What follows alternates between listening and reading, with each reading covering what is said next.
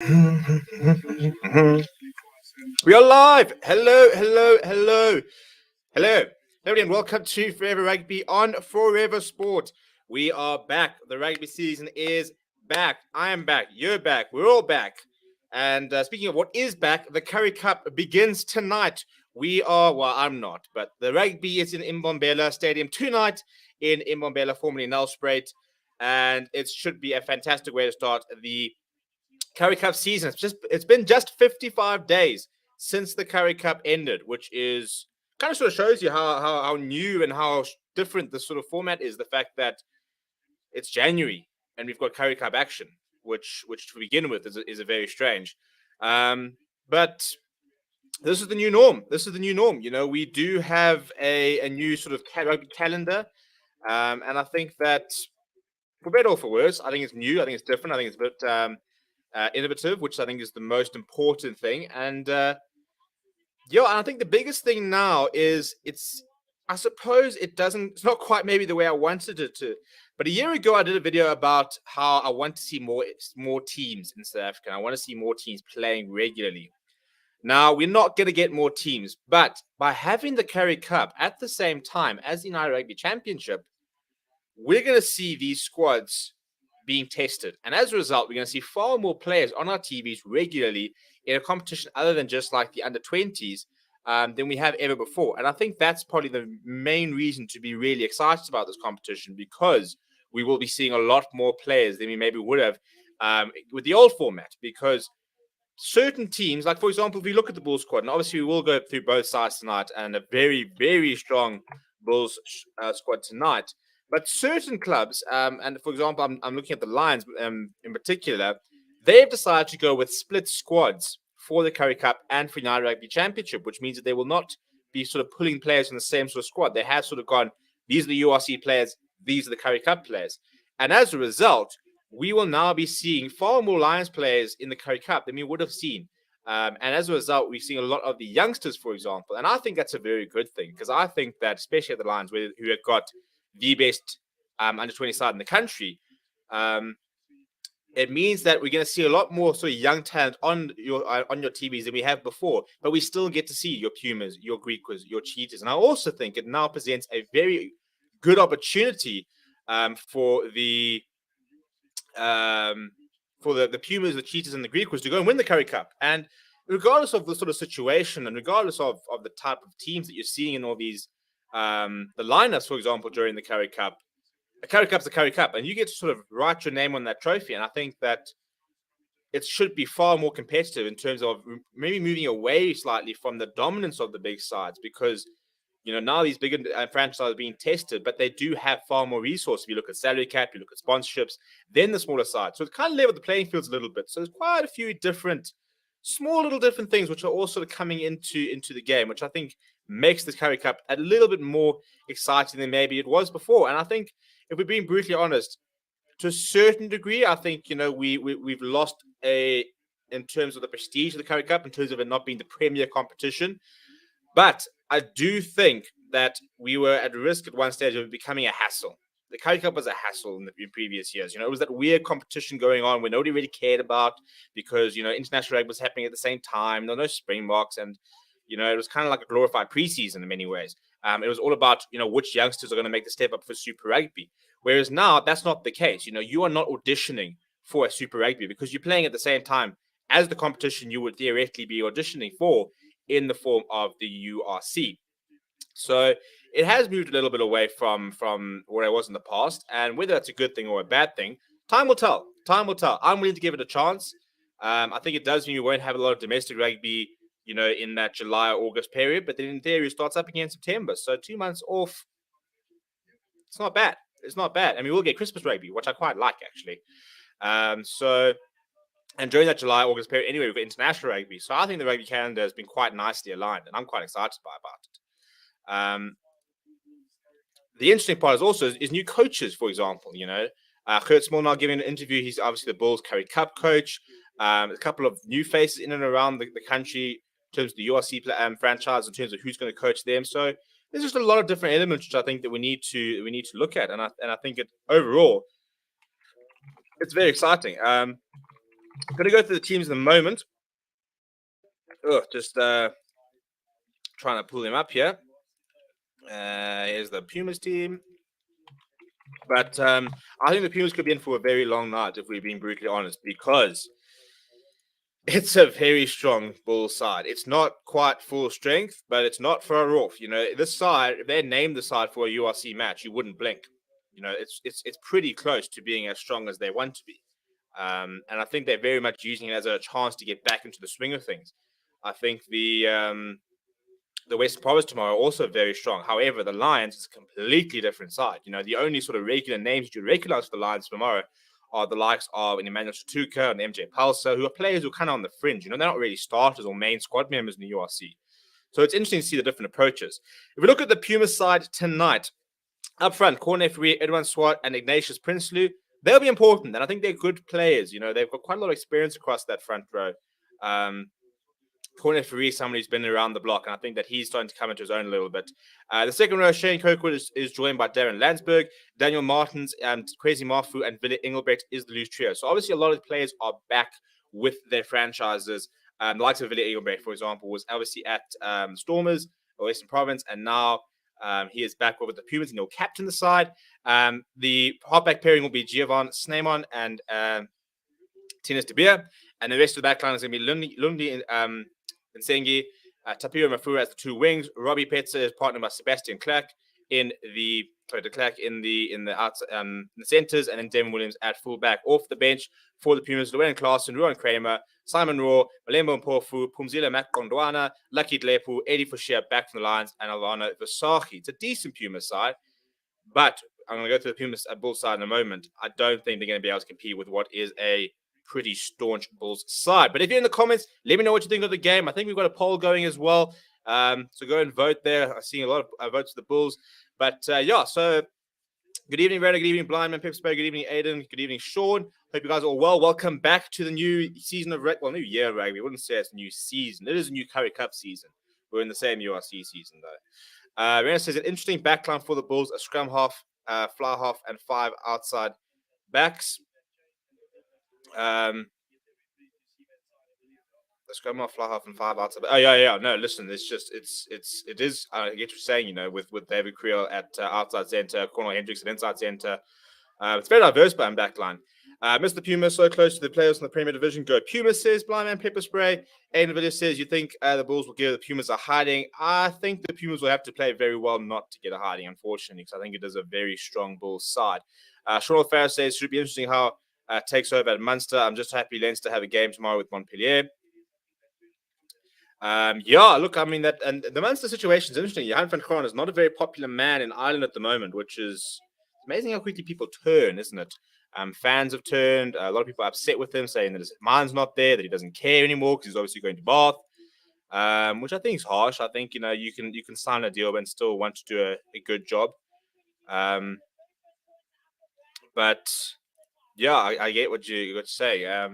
What time's kickoff? Kickoff is at 7 o'clock South African Standard Time, which is in 4 minutes. So let's get some score predictions down in the comments. Let me know what you think is going to happen in this game, where you're watching from, who you're backing, what do we think.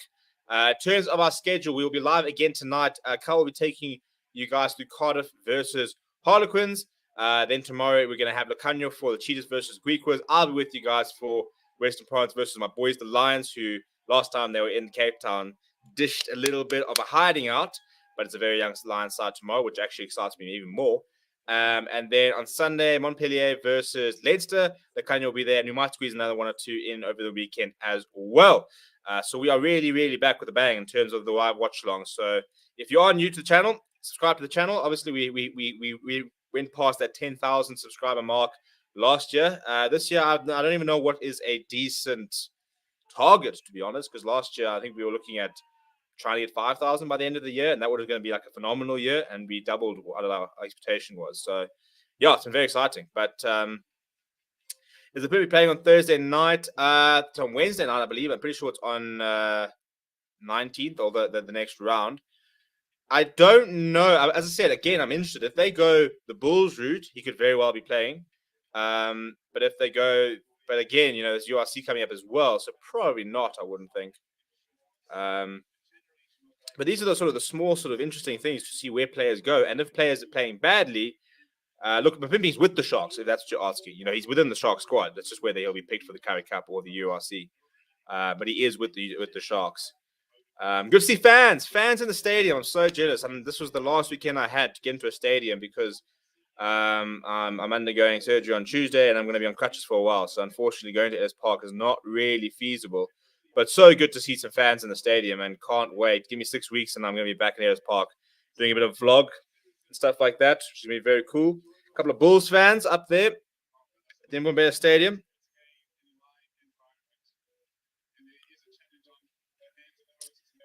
Right, so our first prediction, Blind Pepper Spray is going Pumas 29, Bulls 28. That's a very brave call, but I like it. Be bold. Be bold. Waiting for the players to come onto the field.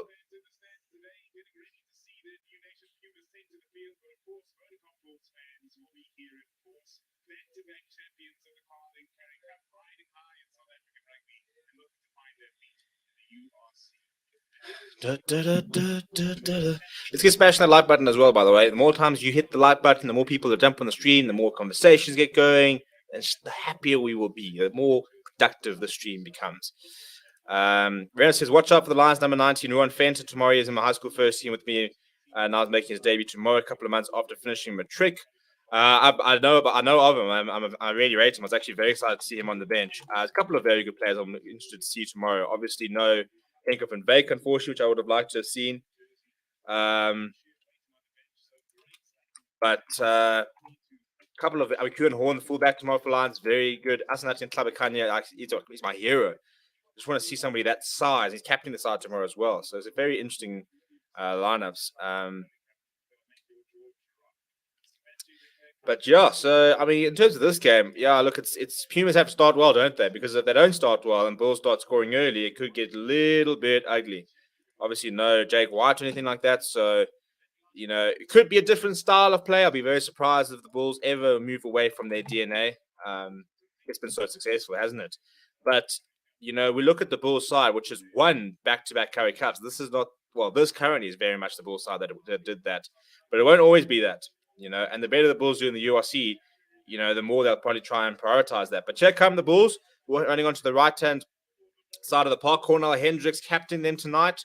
I've never seen someone come back from a situation like he was and just look so comfortable.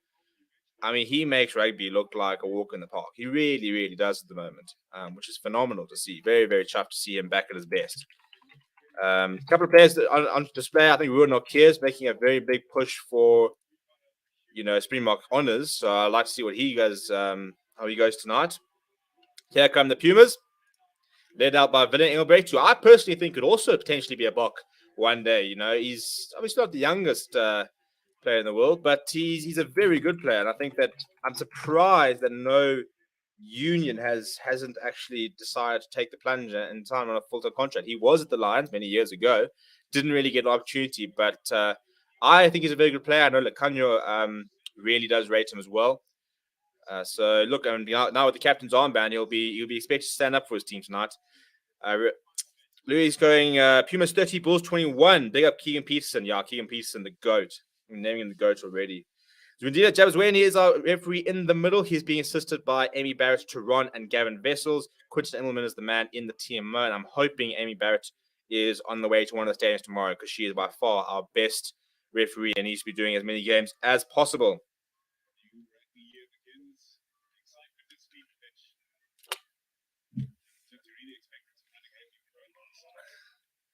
Right, so Bulls have got the ball in hand. They were playing right to left. Pumas left to right. Chris Smith with the ball in hand. Did we actually go through the Bull side? I don't think we did, actually. So as soon as this kicks off, we're going to go through the Bull side. After all talking about how amazing they are, I forgot to actually talk about them. Chris Smith, let's go. Come on, kick off. There we go. The whistle is underway, and the Currie Cup 2022 has begun. Chris Smith going to the right-hand side of the park, and it's an early catch there. I think that's Darren Ansberg underneath it.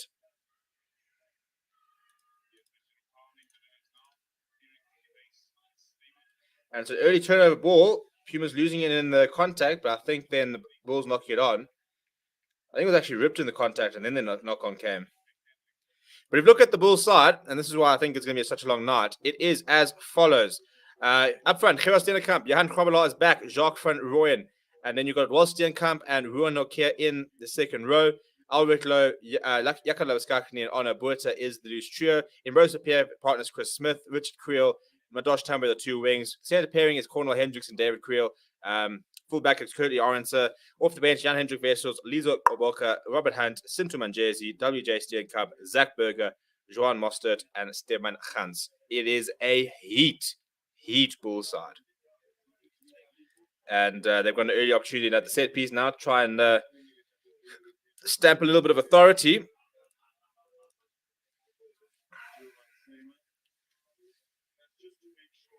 Sneeman knows the Puma scrum with ball in hand. And they get into Smuts. I think so. That's currently with the Lions still.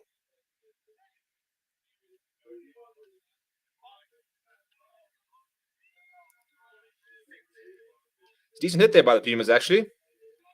But there's the power. There's the power. Jacques van Rooyen, but he's up in the air. We have a reset there. It's interesting because the shove initially was quite good from the Pumas. Then a lot of power was coming in from Jacques van Rooyen, but then he obviously popped up and was chilling in the air. I think it was actually Jacques van Rooyen. No, it's actually Gerard Steenkamp who was lifted there. Yeah, it was pretty interesting scrum there. I wonder how Carl Binger's going to fit in. Please don't mention him. I'm so upset that he's gone there. I mean, just add to the list of disappointments in the Lions over the past few years. But seeing Carl Brink go there was quite a big one. Because I don't understand. Like, why didn't we take him? Like, why not?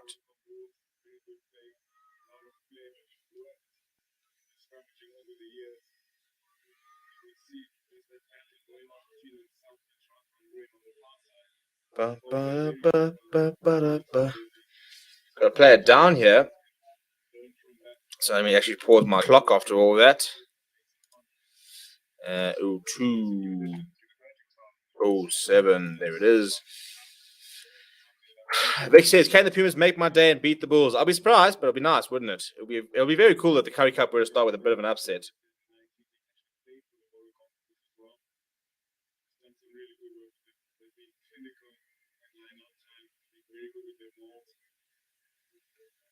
Shane Cook will want to return the New Nation Pumas. He has been absolute stalwart, spent some time abroad. Absolutely loving being back. Looks like a decent amount of people in this stadium, actually. I mean, the 2,000 is the limit, but be interested to see if they've actually managed to fill that limit.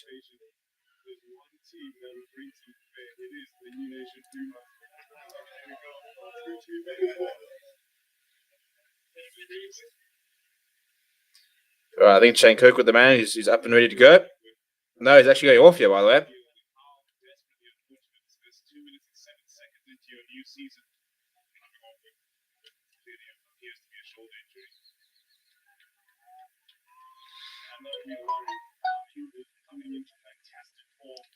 Right, well, that's the worst possible start for the Pumas as Shane Kirkwood departs the field, which means that number 19, Olemba Mpofu, is going to get 78 minutes out tonight.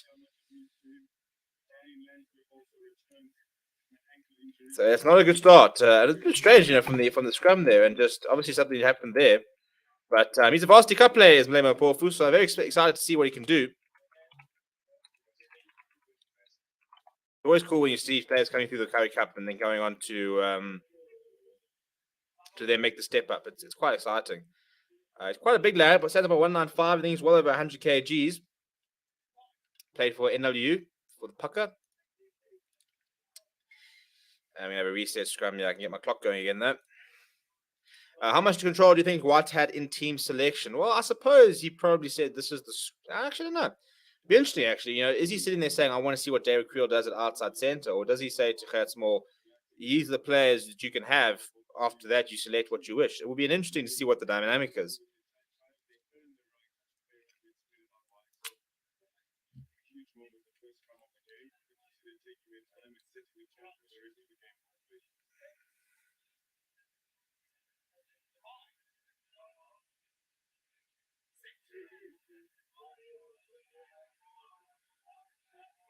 That is a massive scrum from the Bulls. It's almost available there. Sneeman desperately trying to get it out, but the penalty comes, and that is pure dominance from Jacques van Rooyen and Gerard Steenkamp. After a couple of resets, that's corner free under a lot of pressure. That Jacques Vanoy definitely had the measure of him. Former teammates, of course, at the Lions many seasons ago. And Chris Smith can take the points very early on.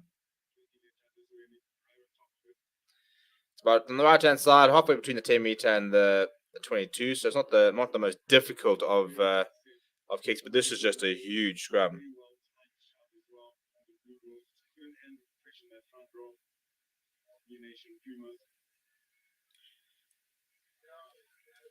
Yeah, unfortunately, that doesn't bode well for the Pumas with that kind of scrum. It was the Pumas scrum, and they just had no chance of getting that ball out. They were being absolutely decimated up front by the Bulls, which is, yeah, a big show of force and nerve. I think there'll be nervous coaching box in that Pumas. Obviously, Jimmy Stonehouse still in control. Would love to see him take the step up and go somewhere big. I'd love to see him have an opportunity to see with some real players. Not they aren't that good, but I'm just saying, with proper URC squad type talent. And Chris Smith has actually pushed that to the left, which is not a particularly good effort from him. So the Pumas get away with that one. Opening 5 minutes, been a bit of a slow. We actually haven't had any rugby being played. We had about 2 phases, an injury, 2 reset scrums, a scrum penalty, and then he's missed the resultant penalty. So it tends to be able to now get things back underway and hopefully try and get a bit of ball in play. He goes pretty deep on the right-hand side.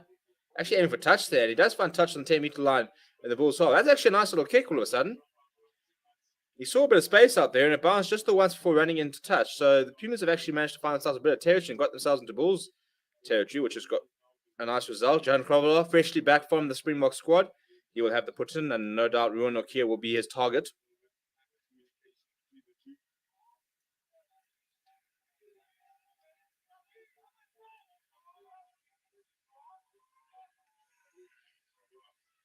No, it goes to the front of the liner, goes to Steenkamp.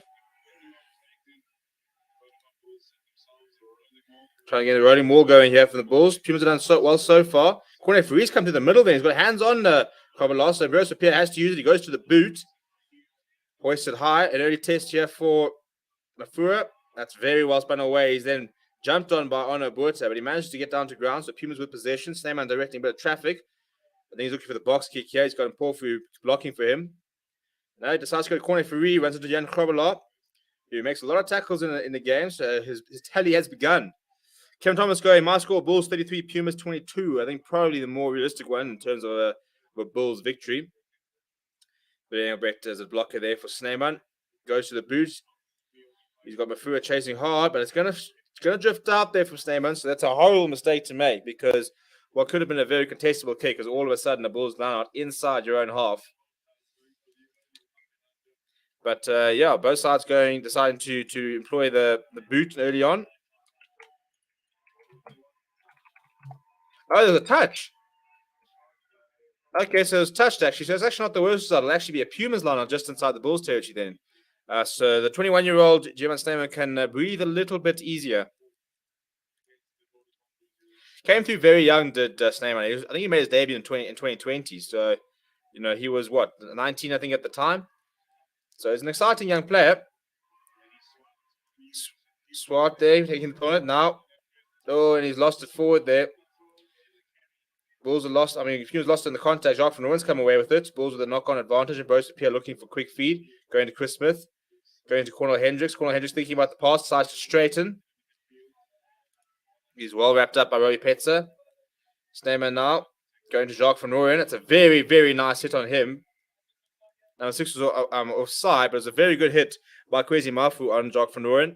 Asserting a bit of authority there.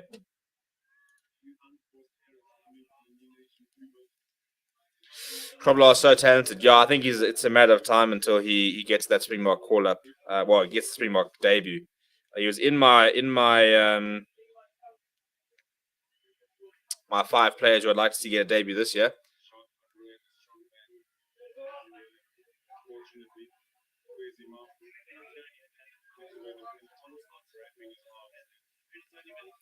Okay, so the penalty is actually not, I think it's the second penalty for Kwesi Mafu for not wrapping. The initial penalty was for offside. It was Darren Landsberg. Not Darren Landsberg, Daniel Martins, who had strayed offside. It's inside the territory, though, so Chris Smith decides to kick towards the right-hand side. And that's a very, very nice kick. He's found touch just shy of the 5 meters. So the Bulls will have an attacking now at about 10 meters out. So early on, still in the first 10 minutes, and the Pumas will now have probably a rolling wall to defend, one would imagine.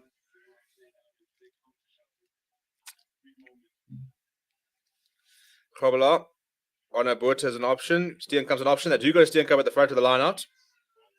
It's a well set more. Corner referee once again has managed to sort of find himself on that right hand side, sort of trying to peel around, but he has been fortunately been removed for the Pumas. A lot of momentum coming here. Johan Krobela, the man with the ball in hand. A couple of Pumas, it's almost sort of broken free. A couple of Pumas players have come through, but there's an advantage here from Tabazweni. Rosa Pierre goes to the right. Madosh Tamwe. He thinks he scored. I don't think the try's been awarded. He reckons he's got it. Amy Batteron is saying, let's go upstairs. She's not entirely sure.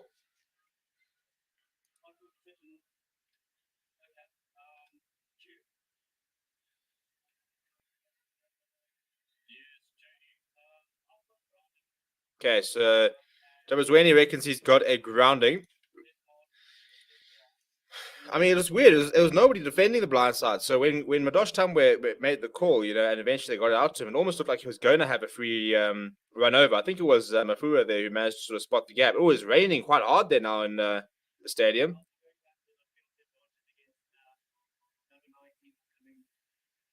I think it's Mpofu who's the man who gave away the initial penalty. He's not out there. He's desperately trying to get him out, but his boot is actually flicked up.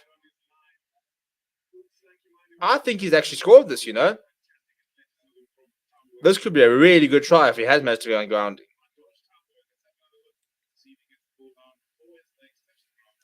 So the tackle comes in from Masenge. His first foot plant is not out there. He's desperately reaching.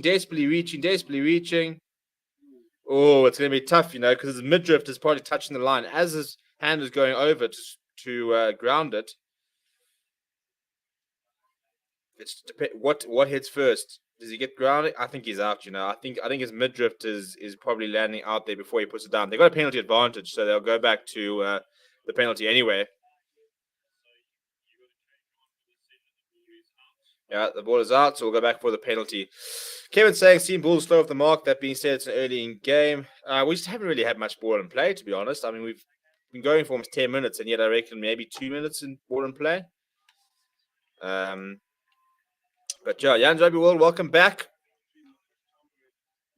Okay, so they'll go back for the penalty. I think it was offside at the mall. It's a nice contribution there from Masenge. He hasn't had much to do, so it's nice when the first contribution is a bit of a try-saving tackle there. Also, it's very much sort of one-on-one there, so he'll kind of feel that in that first duel between him and Madosh Time where he got the better of him. But yeah, it looks like horrible conditions at the moment in the stadium. Bulls have kicked it out, now have a line on the 5 meter this time. Once again, Steenkamp, Nokia, and Honor Buerta are the obvious targets. They go to Ruan Nokia this time. Being a bit patient with the setup. Now they're starting to move, and they are moving. Within 5, Ruan Nokia desperately putting on to them. Jan Kobler, the man controlling at the back. It's being shifted towards the left. They're slowly but surely getting there, but the Pumas are now holding very firm. And Johan Kobler's got himself. He's come up short. Ruan Nokia now. Jacques van Rooyen getting ready for the pick up and go. He's got Honor Buerta on the side. Short again. Now this is definitely this is a test for Puma's character. Short again. Pick up and go from the Bulls coming up. Oh, he's knocked it on, I think. He's knocked it on. That is brilliant defense from the Pumas. That is really, really good. Johan Kobler almost a little bit of try-line fever. He almost looked like he didn't know if he wanted to take it or not, and he seems to have knocked that on. But that's really impressive defense from the Pumas. The Maul looked well set, but they drew a line in the sand and they just weren't going to move it. And Johan Kobler then had to go himself, and you can see, picks up and takes his eye off the ball as he goes and just loses it forward. So it'll be a Pumas scrum, which means they're not out the woods. But that's a nice moment. Jan says, go Pumas. I don't like the Bulls. They only win when they play against SATs, not against overseas teams at all. You'll support the Pumas. I wouldn't say I support the Pumas, but I'm always going to support the underdog. And I like the Pumas. I like Jimmy Stonehouse. So I'd definitely like to see them win tonight ahead of the Bulls. I think we're all bored of the Bulls winning, if we're all being very honest.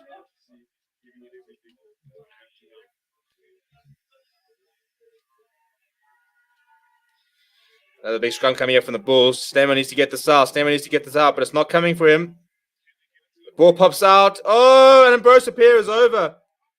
Well, that just shows you what dominance does. I mean, Sneeman desperately trying to get the ball out. The ball pops out free. Ambrosia Pierre is the quickest man to it. And he's over for the first try of the 2022 Currie Cup. Bit of a disaster that for Pumas.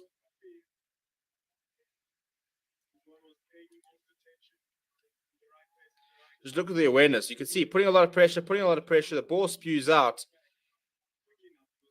Senge can't grab it, and it pops out towards the hand, and it's over the try line, and all that Ambrosia Pierre has to do is dive on it.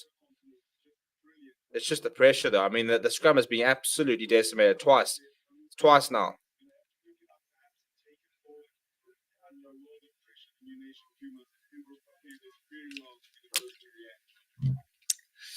Kevin says game of the week is Lions and Western Province. Yeah, I'm excited for that tomorrow. So happy that we've won the series against India. Yeah, absolute class on the Proteas today. Massive test series win against India. I don't know what we're having a look at here. I think we're looking to see if there might have been a knock-on. If there is a knock-on, it would have been from Arno Botha as he was sort of coming in to join the party. But it has been cleared, and Chris Smith will now have a conversion attempt right on the right-hand side. It's still pissing down in Mbombela Stadium. He missed one, which is a lot easier than this. So it's a decent strike. Oh, it actually comes off the upright. Bounces back off the left-hand upright. Decent attempt from Chris Smith. Much better than his first attempt, but that's 2 kicks missed out of 2. The Bulls with a 5-point lead.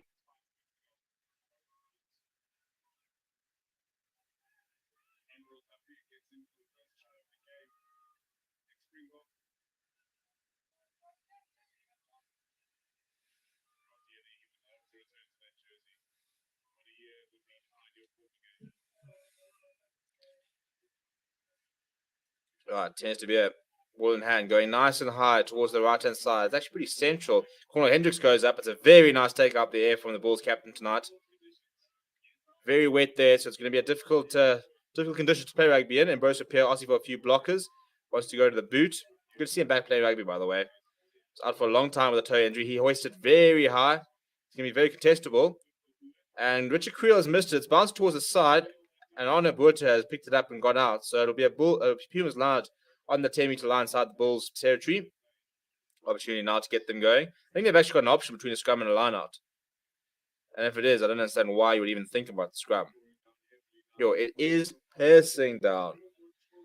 I think Pumas have taken the line out here. I don't know why you would. Kenny says, don't think it's a Bulls thing. Only all SA teams struggle overseas.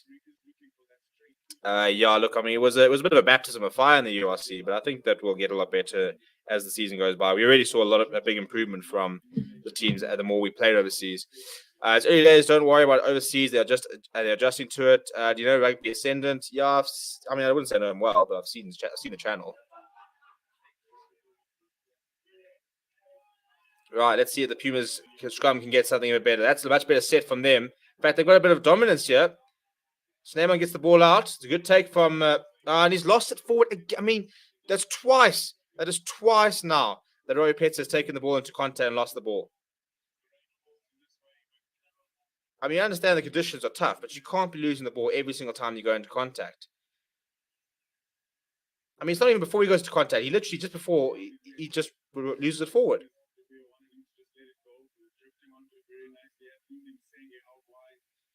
So it's not a good start here for Roy Petzer. We've now got a scrum just about the 10-meter line on the centre of the park. This time will be a Bulls put in, though. But there's a much better scrum there from the Pumas, so hopefully they'll take a bit of confidence out of that.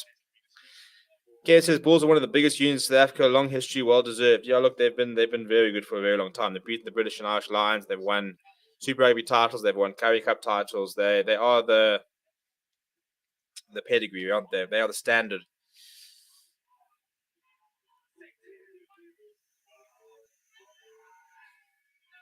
Ambrose Pierre, it's a better scrum there, but ball's popped out, and Snyman's almost got onto it, and Ambrose Pierre eventually managed to get it, but it was very good work from the Pumas scrum off. Bit of pressure at the ruck here from the Pumas, but eventually support comes in. Ruan Okia operating as the scrum off. Chris Smith sees a bit of space in there, and Msenge is back there, throws it back towards Devin Williams, his first touch of the day. He's going to bring out that left boot of his. Got a decent angle to work with, looking for a decent clearance. And he's got it up just past the halfway lines. That's not half bad from Devin Williams. Exciting player, Williams. On his day, he's probably one of the best counter-attacking fullbacks in the country. But unfortunately, he just isn't consistent enough.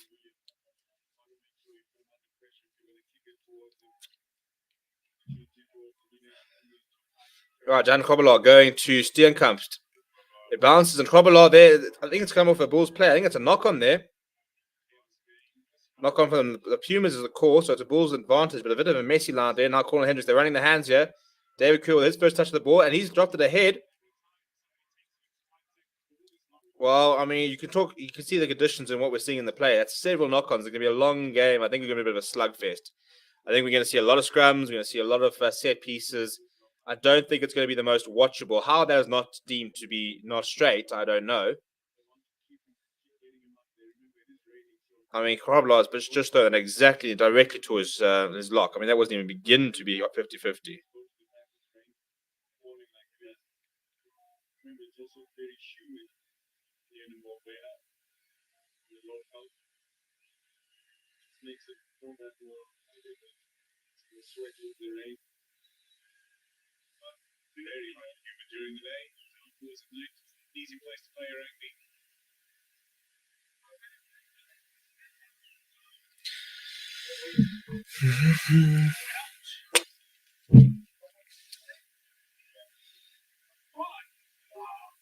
Right, so it's a Bulls scrum on the right-hand side, still inside their own half. Hands over will see the problem with the Bulls that they mostly only play with forwards and can't score a lot of tries playing that way. I don't know. I mean, I think they've been looking a lot more expansive in the last 12 months. They've dabbed it ahead, but it's gone far too far from Chris Smith. And is it going to run over? It does run over from Devin Williams. And Devin Williams needs to go read the law book because, yes, the law has changed. That's about to say. He just touched it down and then ran towards 22, but it's a goal line dropout. Interesting to see how this goal line dropout starts to evolve in terms of the way players use it.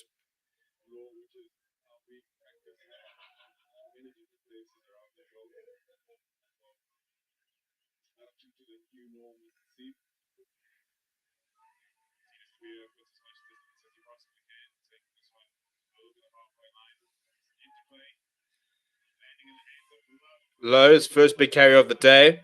I wouldn't want to get in front of him, to be honest. Now moving towards the left there. Good hands there. Creel goes inside. He's brought down by Mafura.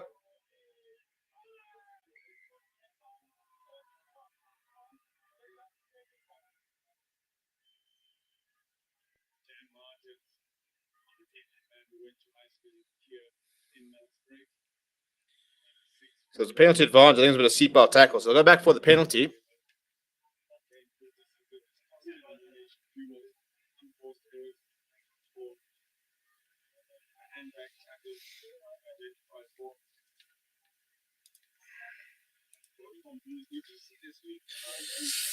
Kevin says the goal lines are slowly getting act together, promising signs for the future. I mean, they can play like they did against the Stormers. Then that's like a whole different line side. But the penalty's bang in front of the poles, so Chris Smith is going to have another opportunity to try. Well, yeah, to try and get his points tally going. He's missed 2 from 2 so far. Vic says Devin Williams was a player with so much potential. I wish he got more from his rugby career. They didn't look expansive in the URC, especially against Leinster, Edinburgh. Now, while Leinster outclassed them with one of the best sides in Europe. But I think if we look at the last 12 months, look how many tries, Madosh Tambwe scored. That's straight down the middle from Chris Smith. So he finally gets his tally going. Madosh Tambwe scored a lot of tries. Cornel Hendricks scored a lot of tries. Stefan Hans was scoring tries. I think if you look at the amount of tries their backline is scoring, it's I think it would be a bit harsh to say that they are only forwards orientated. But they didn't travel well to the Bulls, so they'll have a lot of work to do.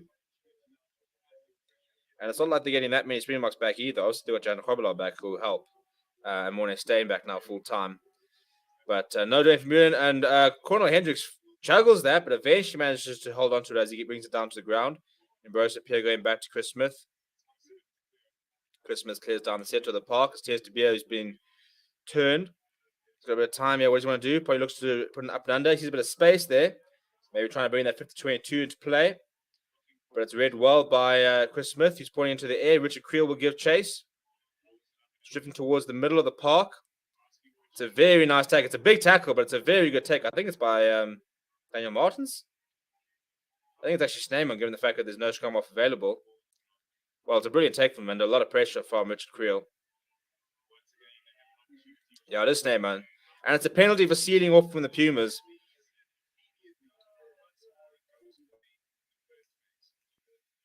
Talk about the kick only being as good as a chase. That was a very good chase from Richard Creel. Put a lot of pressure under Snyman. It was a fantastic take by him, but it was absolutely hammered. And they were under a lot of pressure and then just trying to seal off and being a little bit over eager. Now Chris Smith, once again, is going to go for the polls. Didn't they only get one win up north in the URC? Yeah. What do you think about the Lions utilising two teams, the URC and Currie Cup? I like it. I really do like it.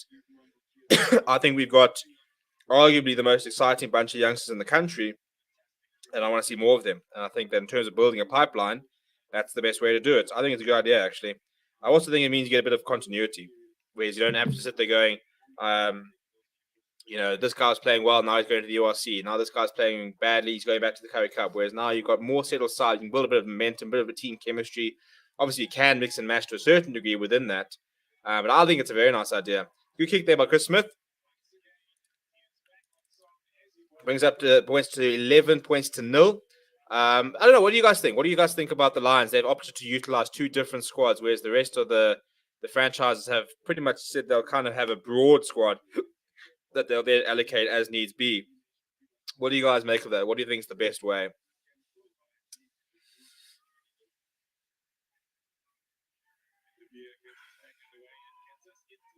Oh, and Ambrosia Pierre has knocked backwards apparently from the referee. It was almost a horrible moment for the Bulls to come off. Chris Smith now going for the clearance. He has found touch right towards that halfway line. In fact, it hasn't gone quite as far as it looked. It was almost a horrible moment for Ambrosia Pierre where the ball went straight through his arms. Luckily for him, bouncing backwards. Byman says that all gotten one win. Stormers did have the draw added to that, but the Lions crushed them. Yeah, 100%. The Bulls are used to one type of defense, and that's one of the reasons why they're struggling in the URC. The Chiefs are underdogs this Currie Cup season. Expect a lot from them. I wouldn't call them underdogs. I'd almost borderline call them favourites in terms of having their full squad available to them. Chris Smith is underrated. When he plays it depends on the Chris Smith you see. I've always liked him as a player, but he's so inconsistent. Good line up there.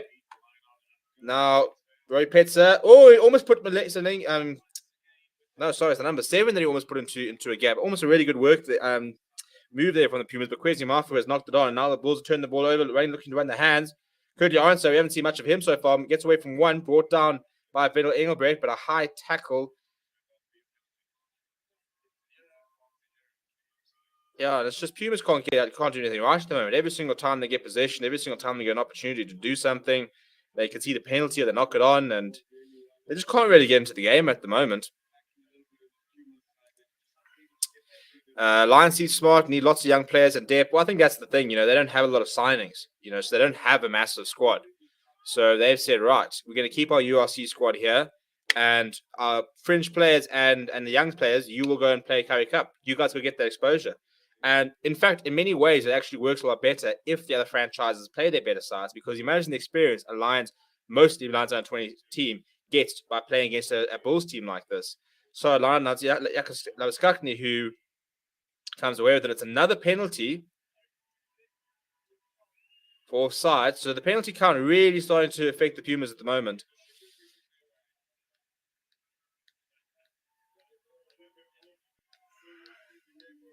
Like I said, the strategy to use two teams will result in the Currie Cup officially being a developmental competition. To be honest, it has to look at the schedule. It doesn't really allow for you to use one squad. You can't be playing, Wednesday, Friday, Wednesday, Friday, Wednesday, Friday. So, I think it means that the franchises now have to start building really clever squads, and they have to start really investing in their youngsters. There's no reason why that Lions side still can't be competitive with a bunch of junior Springboks and a couple of fringe players. I get your thinking there, but it can't not be, because scheduling wise, it just doesn't work anymore. When can you have the Currie Cup when the URC isn't on? You could only do it in July, August, and it's too much rugby.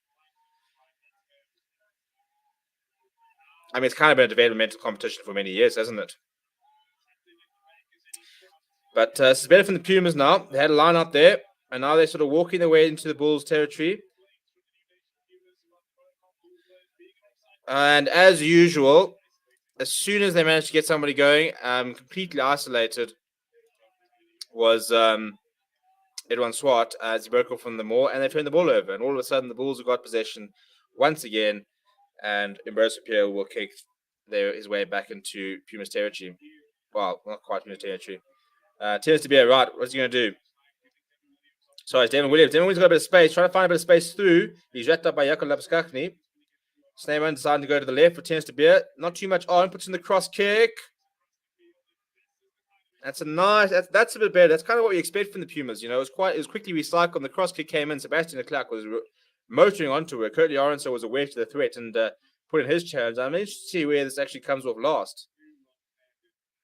I think this is probably a Pumas put in. That's a nice bit of variation from tennis to beer, because as soon as you start putting those kicks in behind, you can't have that rush defense. And if you don't have that rush defense, then sometimes you might be a few gaps might sort of open up with some people pushing a bit harder than the other. So that's where you're going to be a bit of variation in attack. Smith had the perfect mentors. Steyn helps him with the kicking, and Corson helps him with the skills. I think it's and also you got Frida Pereira now helping with the scrum master as well. So I think it'll be all around. I think there's a lot of experience in that Bulls environment. Roy Petson now taking the ball into hand. Hey, he didn't drop the ball. Well done. But it's a penalty against the Bulls, actually, for not releasing. I think it's against Chris Smith, and it's bang in front of the pole. So decision time here for the Pumas. I think you got to take the points. You're right in front. You've pretty much been nowhere the entire game. Take the point. Yeah, they are going to take the points. Tends to be a call for speaking team.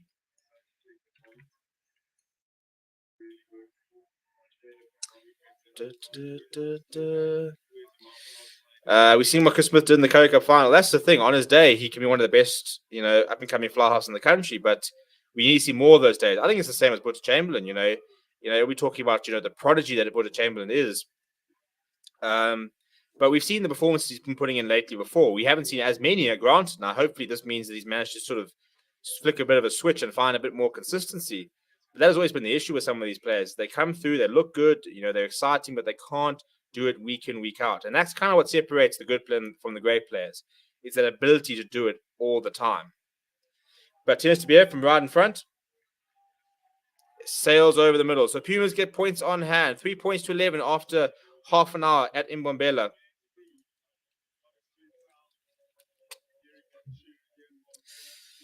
Jan says, agree. My point is that Bulls are mostly so good against our teams. With teams like Stormers perform better overseas than the Bulls. Look, you've also got to look at who the teams played against. Stormers actually look pretty good overseas. I thought they were probably the best side overseas-wise. But, look, it's early days. It's early days. Oh, it's a big hit from Josh Tumwe. And Singer rode the hit quite well. And the Bulls have conceded another penalty. And it's Steenkamp coming through and not releasing. So a bit of a Gale jail, well, not Gale jail, but a free clearance there for the Pumas. And maybe that could be a bit of a momentum switch. A couple of penalties creeping in from the Bulls. Now the Pumas getting a bit of the rub of the calls. So it tends to be now when do you ever see a rugby player with Under Armour boots? Sorry, a bit of a sidetrack there, but so none of our teams will ever be good at every game because all the good players, coaches are playing with the overseas clubs. I don't think we need to despair too soon. We've got a very nice generation of players coming through. Kevin says, I'm loving the stream. So great to have Friday Night Rugby, getting rugby vibe going. Yeah, look, I'm excited to be back. It's been a long time. Maybe the Chiefs must come back and join the URC. They weren't that bad in the Pro 14. I'm interested to see what competition they eventually go with. I think they are looking for replacement competition, whether it's a European competition or they need to go to America or something. But I think they will find something overseas. Do you see the report on the other IPL might be moved to SA? Yeah, look, maybe not after this past couple of days, but you never know. Chip over the top from Chris Smith. Very well read by Richard Creel. Big tackle at him from Sneyman. And a lot of Pumas players coming through. But quick recycle there from Ambrose Pierre. Now we're going to find Josh Tumwe. He's on finds himself on the left wing. Cuts inside. Mafura makes the tackle. Quick ball again from Ambrose Pierre. Nice delivery from him. Jacques Van Rooyen with a bit of pace. And Porphyry there with an important tackle. The ball is spilled back, and it's David Creel this time is aware to the threat. Desperately trying to get his hands free and get that ball away to Jan Kobala. Ambrose Pierre once again quite nice and quick, going to the left-hand side there. Chris Smith trying to put a dab through. Collects it after it hits a boot of the Pumas player. And he looks like he's been driven towards touch, but he's managed to hold on to it. A couple of Bulls players now piling in to help out. Ambrose Pierre now going to Jacques Van Rooyen, who does what Jacques Van Rooyen does. He rides a tackle of 2, gets past 2, gets up to the 10-meter line.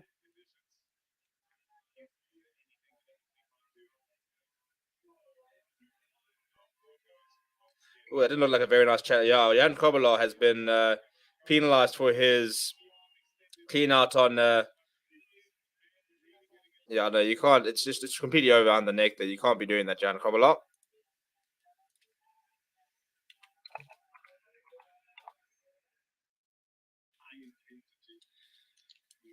This is suddenly turned to a decent game, actually. Pumas a little bit better there. Decent defense there. Bulls looking pretty good, promising, though. I'm enjoying Ambrose Pierre. I'm so glad he's back and playing rugby. On his day, I think Ambrose Pierre walks into that Springbok squad. Just needs to refine that form. It's decent click there from TSDB. He's found touch just shy of the 22.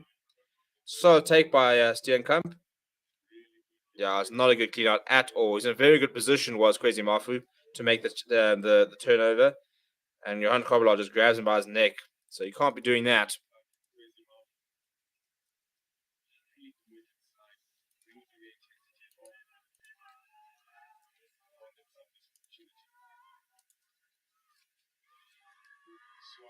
Decent line out there again.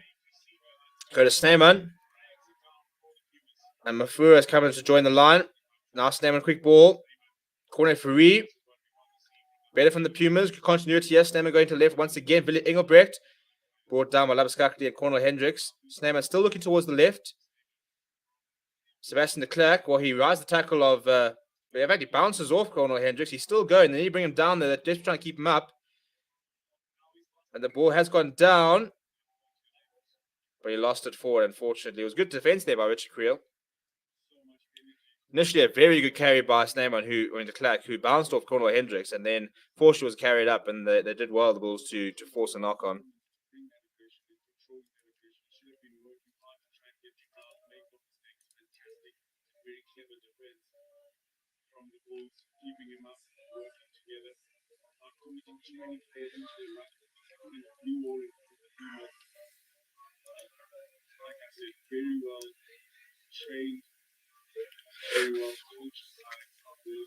Time is off.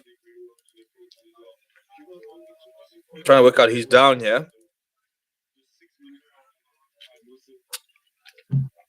Cornel Hendricks is down, receiving a bit of treatment. It was a big hit on him. Got a smile on his face, though, so I don't think it could be too bad.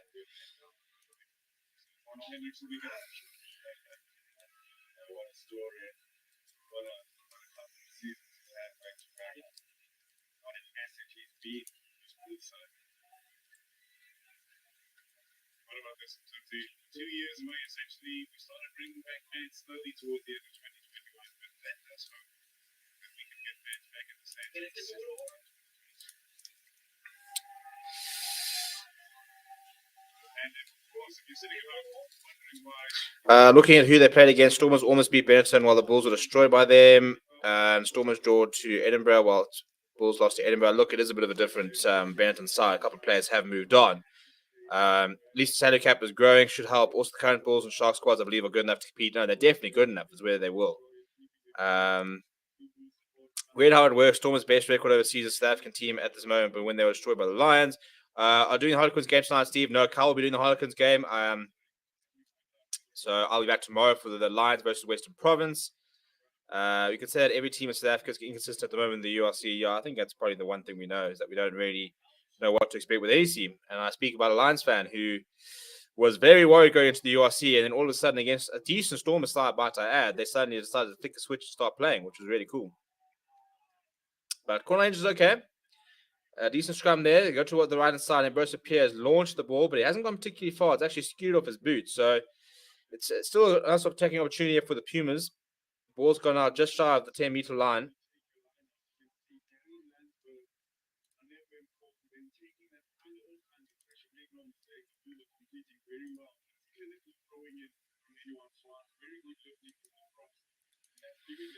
Right, Edwin Swart now needs to find his man. We need to see a bit of continuity from the Pumas. A couple of mistakes that are far too simple.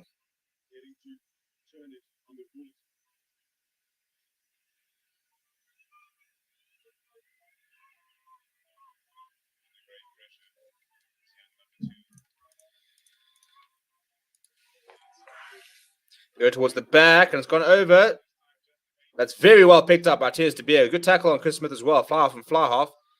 Sneyman now going to Mafu. Now he wants to go towards the left.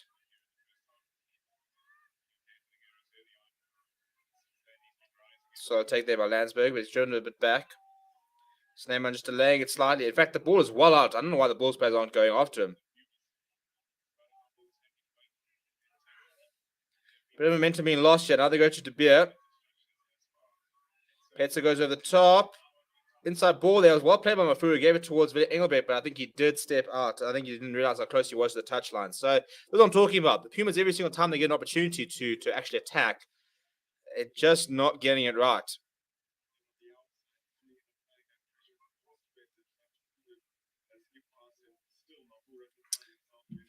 South African teams, Bulls only winning against their local team. Sharks so inconsistent. Stormers better against overseas opposition than against other SA teams. Lions no pattern. Yeah, look, I think it's very early as well to be making big calls about. I mean, we've only seen 5 rounds. We're checking foul play here. By 3 blue, that's Jacques Fenori could be a bit of trouble, which might be a bit of a saving grace for the Pumas.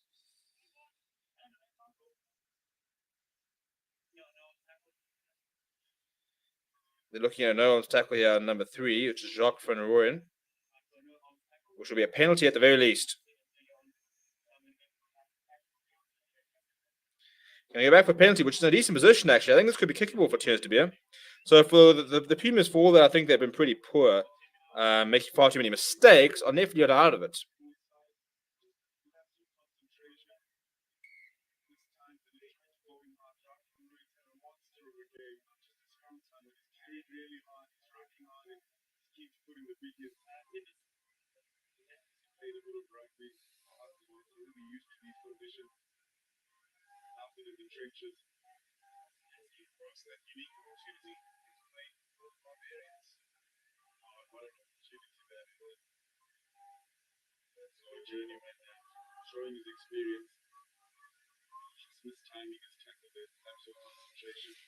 So Tears to be able to have an opportunity to kick the Pumas into a 5-point deficit, which, yeah, I think, they've grown into the game, to be fair to them. I said I've been quite critical of them, but they have territory-wise. I'm hoping that we've got some decent stats at half-time to look at. Territory-wise, they've actually managed to find themselves playing in the Bulls territory and Bulls half quite a lot in the last sort of 15 minutes, which is where you want to be.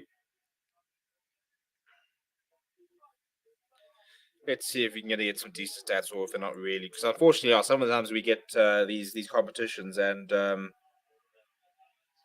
oh goodness, off the pole.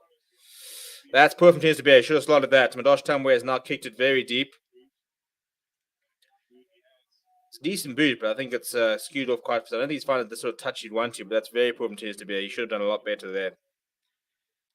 And that would have been nice, just before half time to have gotten themselves within 5 points. That's a try away. Do we have stats? Do we have stats? Stats. We do have stats. Good stuff. We can do a stat attack at half time. Kevin Sonos, Tyron Green gets called up to the box this year. We're going to be able to watch him a bit later in the European Champions Cup. But it's a bit of a messy lineup, but Edwin Swart has come away with it. Now Sneyman going to go to his backline, goes to Tunes de Beer. He goes to Mafura, who's been Kwesi Mafu, who's been joining the line quite a lot in that backline, actually. Sneyman now deciding to go to the left. Aaron Landsberg goes straight to his hands. Tunes de Beer then hacks the ball ahead. It's actually bounced a bit awkwardly for Currie, so it's got a bit of time though. Puts the ball to the boot. Not a good clearance though. He's literally sliced that. It's going to be a line on the 22 for the Pumas. So this is the perfect opportunity for the Pumas to have a bit of attacking opportunity just before half time. We've got 1.5 minutes. It's so stop-start. I think that's a account of the weather, isn't it? It looks to stop raining though, which is quite good. But I think it's very wet there. Excited for the Six Nations? I am. I haven't really gone to the Six Nations in the last couple of years. But I did it last year, and it was nice to get back into it. So I'm keen to sort of see, especially on the back of British and Irish Lions, knowing the players a bit better. URC, there's so much more reason now, especially South Africans, to watch the Six Nations. And I think Lasber's taken in the air there. So Pumas do have a penalty advantage. They'll be able to kick themselves within 5 meters here. Well, got a lot of tight head. Ignatius Prinsloo, as soon as that penalty was there, was sitting there going, "You go to the corner, chap. You go to the corner. We'll get you over." He needs to have a bit of a wardrobe check. Does Ignatius Prinsloo? He's got a very baggy shirt, very short shorts, and pulled down socks. And I'm seeing far more of his leg than I'd like to be honest. I know you've only seen 5 rounds, but we know at least for more than 5 years, Sharks are so consistent. Same with the Bulls. Look, let's be honest, a very different Shark side to what we've seen before. Oh, it's a bit of a messy lineup there. Bulls have actually won it back when Josh Tumway's come away with it. The Pumas just again, perfect taking opportunity on the 5 meter line, and you've cocked up the line out. And with 4 seconds to go, they'll just run it down. There goes the hooter. Chris Smith will just be able to kick this out. And he does. Right. So there we go. Half time at Mbombela Stadium. 3 points to 11. An even game. It should be far more even in terms of the points, with tends to be having missed that late 3-pointer. Having said that, Chris Smith has also missed 2 kicks. So that doesn't help him at all.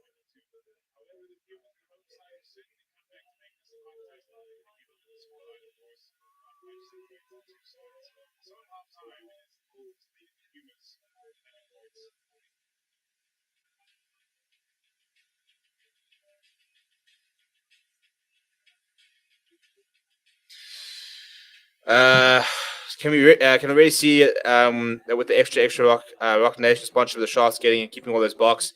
Yeah, look, I mean, I don't think it's Rock Nation money so much. I mean, it's the MVM Holdings money, but I think Rock Nation is gonna. Well, I get what you see in terms of the players that they're getting. Yeah, I mean, if you're talking about the Rock Nation partnerships with I think it's Aprile Fassi's now there. I'm pretty sure Spoon Corsey's there. Lakanya Am's there. Sia Khaleesi, and all those Rock Nation athletes.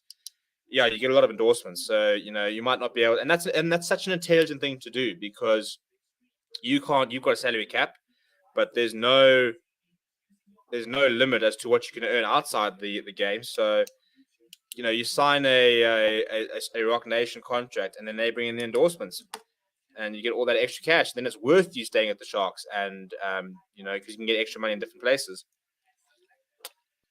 We don't have a Super Rugby group. I stopped doing Super Rugby. I don't even do fantasy. I'm too bad. I'm too forgetful. I always forget to make my picks, which is why I stopped doing Super Rugby. Same as fantasy league. I'm useless. I wake up at I'll realize at 7 o'clock on a Friday night. Didn't do my picks. So the Six Nations starts in about 2 weeks, I think it is. Is there a game in January, or is it February it starts? Yeah, actually, either the last week of January or the first week or two. It could be 5th of Feb. First week of February is the first round of Six Nations. Ireland versus Wales, Scotland versus England, France versus Italy. Pretty excited for those Six Nations, I won't lie. I haven't really watched Six Nations 2020 and 2021, but I know that France were looking promising in both years. France is a very nice team to watch when they get it right. Is it worth tuning in? Well, if you're talking about the stream, very much so. Talking about the match, look, why not? Why not? What else are we going to do on a Friday night if not watch a bit of Currie Cup action, hey?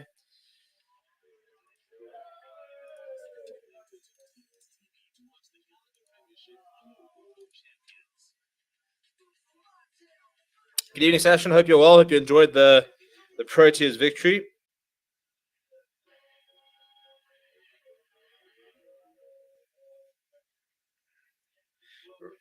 Right, should we do a bit of a stat attack?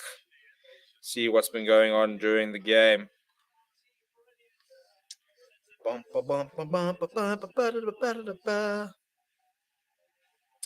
Right, so in terms of your statistics, possession-wise, the Blue Bulls dominating there with 55% to 45%. Territory, though, however, the Bulls have had less territory. This is what I'm saying. The Pumas have done very well to take them back in their own half and keep them there for quite a long time after that initial sort of onslaught. These are definitely. Oh, actually, having said that, it says that in the attack, Pumas have only run 43 meters and the Bulls have won around 71. which sounds wrong, but in all honesty, it has been a very sloppy game. So that could be right. I think these stats could be a little bit out of sync. So let me try and see if I can.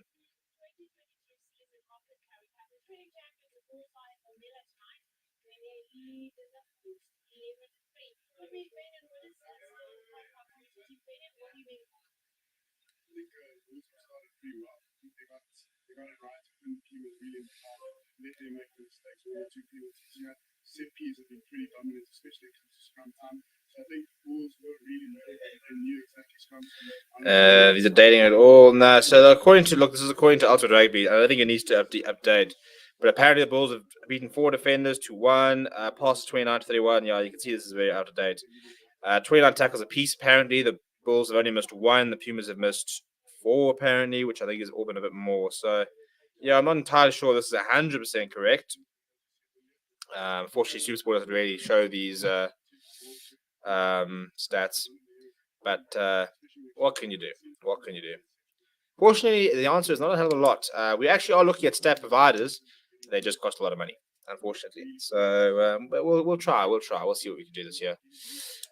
So there was the 9-2 gene that the box redeemed France 11-3 in Paris, and then suddenly the score hanged to 16-11 in favor of the French. Cheetahs or Griquas? Cheetahs. I think that look, the Griquas side. I think they've got 8 players on Currie Cup debut, and they've got 12 players on Griquas debut. So I'll be very surprised if that team managed to click and gel tomorrow. I also think it's a very good Cheetah side. You know, Ruan Pino, Florence Staines, immense experience, but the likes of Matlali Mosi and Aiden Davis and the loose trio is very good. Decent Sela coming off the bench is very nice to have. Gide van der Merwe has made his move from the Griquas to the Cheetahs, and I think he's a fantastic player. I think there's a lot of talent in that Cheetah side, and I think that they've still got quite a few players to come back. Roscoe Speckman is close on his return. He has started training with contact. Open more Hodges in and around that squad as well.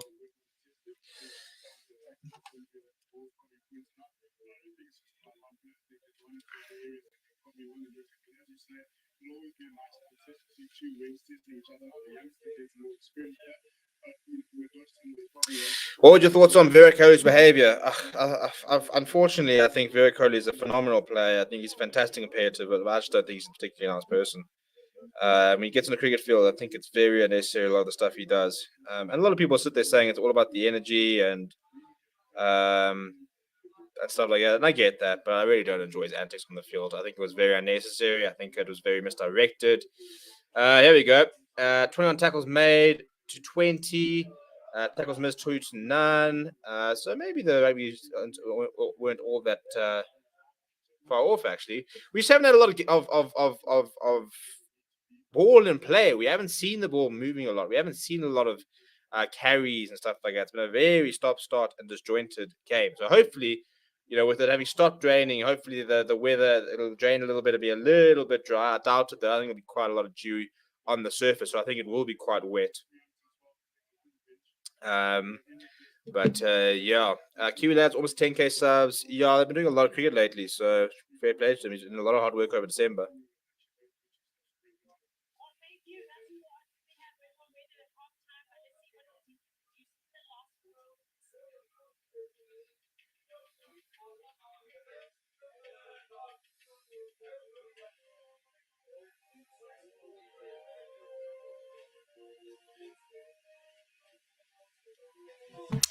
So the second half coming back up, and Pumas need to score first. I think Pumas can try to score a try. I think they've been building momentum. They've had opportunities, just haven't been able to take them. So if they can start taking the opportunities a bit better, then it'll go a long way to them winning the game. But the Bulls have been doing very well in terms of disrupting the Pumas. They've done very good job at making sure that whenever they're under pressure, they manage to get away. So fair play to them, I suppose.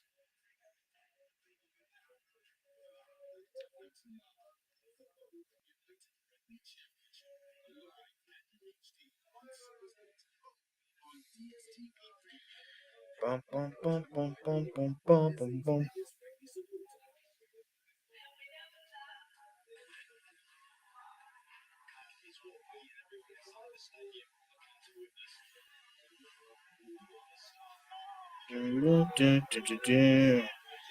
And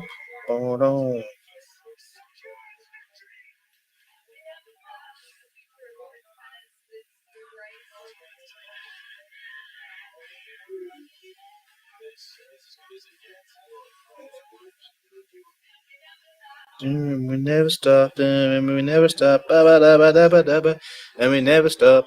What's the Pumas Stadium we constructed for the FIFA World Cup 2010? Yeah, it was. This one in Mobile was basically a brand new stadium after that. Obviously, the one in Peter McCarver in Polokwane. Nelson Mandela Bay Stadium was obviously revamped quite. I mean, which one stadium wasn't? I suppose Ellis Park, but even then they added a new stand.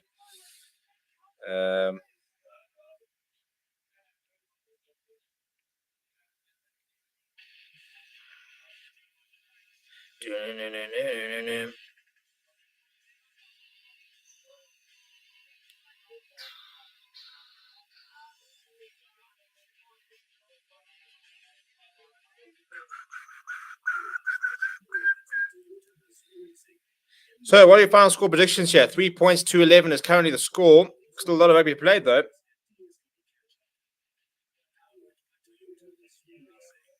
Speaking of Toyota Gazoo racing, just seen the thing. They see that the one that Dak got today, which is pretty cool.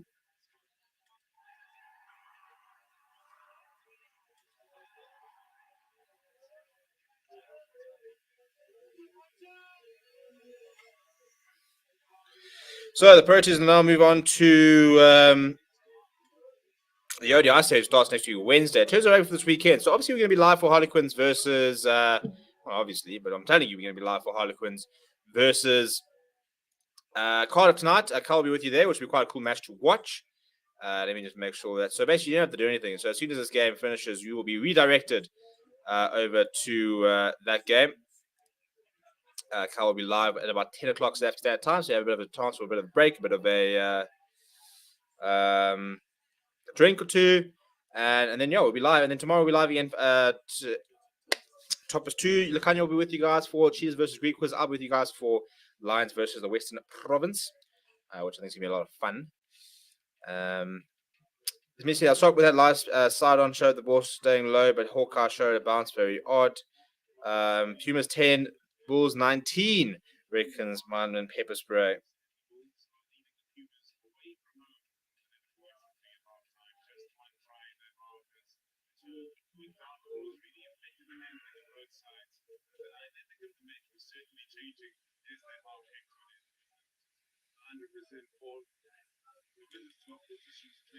Oh, look at all those fans. Well, have any of you guys been to a stadium yet? Have you been to the Currie Cup? What's the chat? Anybody going to the Currie Cup this weekend? Let me know if you are going. Unfortunately, I'm not because there's no game in Pretoria. There's no game at Ellis Park. And from next week, I'm going to be in Crutches for 6 weeks. So I ain't going to a stadium anytime soon. So you guys got to rep me. You guys got to get out there on my behalf. Let me know what it's like. Because I'm going to be sitting here doing a lot of gaming and a lot of sitting on my ass, which is not going to be fun. But what can you do? What can you do?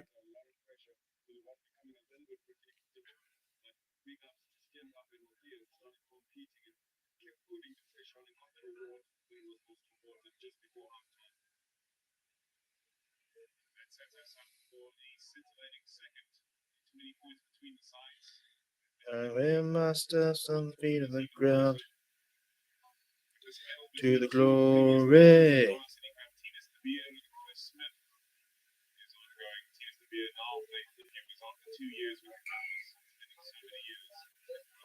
Right, we have kickoff. Let me get my clock going again. The Pumas are not playing right to left. Now they switched off to their pink kit. It's quite a cool thing actually. The fact that they played in their grey in the first half and then switched to the pink in the second. I might actually have to give myself a Pumas shirt now. So that is a great take. I think it's Stamen. It's Tunis De Beer who took it on the dive behind and marked it because he wasn't sure whether he was going to be in a position to do anything with it. But he's then tapped it and given it to Devin Williams, who has launched it. It's a decent clearance actually. He's found it's a good clearance chase from Mafura as well.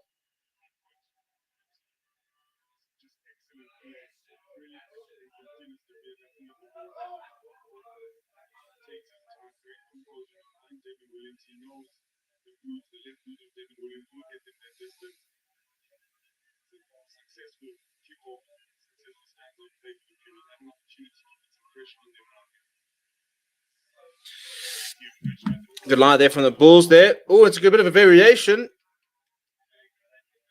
Number 8, breaking early. That's a very, very good call. I enjoyed that from Mr. Jabazweni there. So basically what happened is that they brought it down with the maul and they peeled over and then tried to bring an Ono border through the gap. However, because it's a maul, yes, so there's an offside line he has to stick to, and he didn't stick to that. And Jabazweni on that very quickly and calling a penalty there. So an early opportunity here for the Pumas. I think the kick and T came in, but they said no. Tends to be able to kick towards the corner and give them an early opportunity from the line out. Line here says non South Africa, so it would be nice to travel one day. Yeah, look, you can come pull through the Currie Cup. How's golf going, Steve? Yeah, I mean, it wasn't terrible, but not going to be able to play for a while, which is quite bleak because I'm really enjoying it. The terrible line once again from the Pumas. I mean, they're only their own enemies, aren't they? That's a decent tackle from Tennis to Beer, but they're going to have to take the points now because you can't keep going for the corner when you can't win a line out. I mean, it's 6 penalties conceded from the Bulls, 6 conceded from the Pumas, and the Pumas just can't make any of it count. Now Richard Creel being asked to kick them out of danger. He does that reasonably well, gets them past the 22, but you just can't lose every single line out. You know, on the when you're inside there, you know, it's such a good opportunity to attack, and then you just give it away. Who do you think is the best flyer from the world at the moment? Bowden Barrett, Finn Russell, Marcus Smith, or Richie Mwanga? I think Bowden Barrett probably had a better 2021. Hintermax apparently was in the top 10 on that Rugby Pass one, which we're going to be doing a video on tomorrow. That's another messy lineup for the Pumas. And it's still messy. Sebastian de Klerk's eventually the man who cleans up. But they've lost a lot of meters and he's lost it forward. I mean, the Pumas at the moment, it's just far too many basic errors, isn't it? You can't compete if you're going to make the errors like that.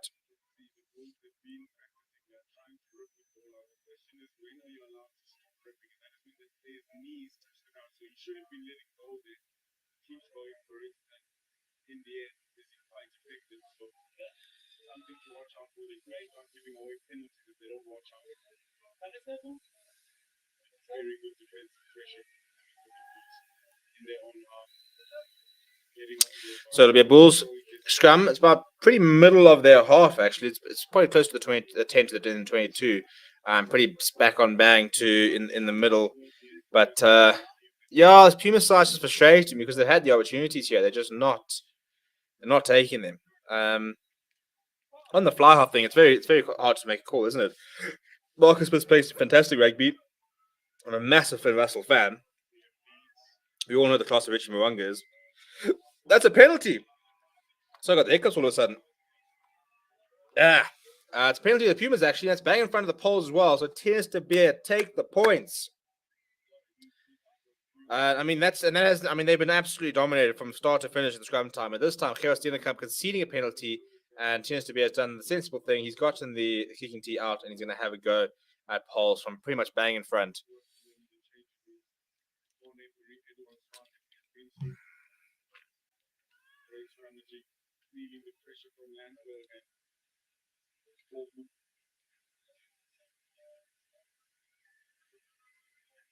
Going sideways in the end.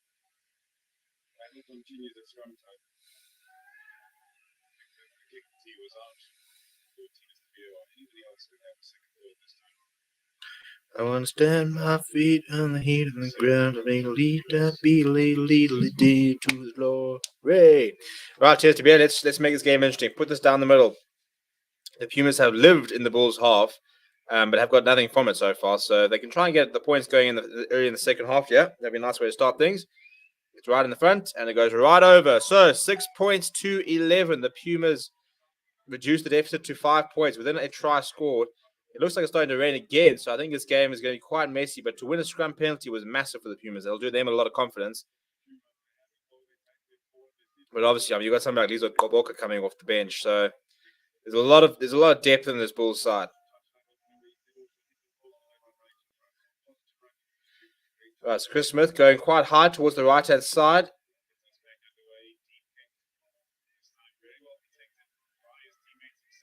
And seeing it taking it out of the air there. Well play it done. Snyman goes to Edwin Swart. Now Snyman thinking about the box kick. Also looking at Tennis to Beer back in the pocket. He will go back to Tennis to Beer. Stephen Williams actually going to use the left foot. Trying to create a bit of an angle. It's a very nice kick from Devin Williams. I think he'll get past the 10-meter line, actually.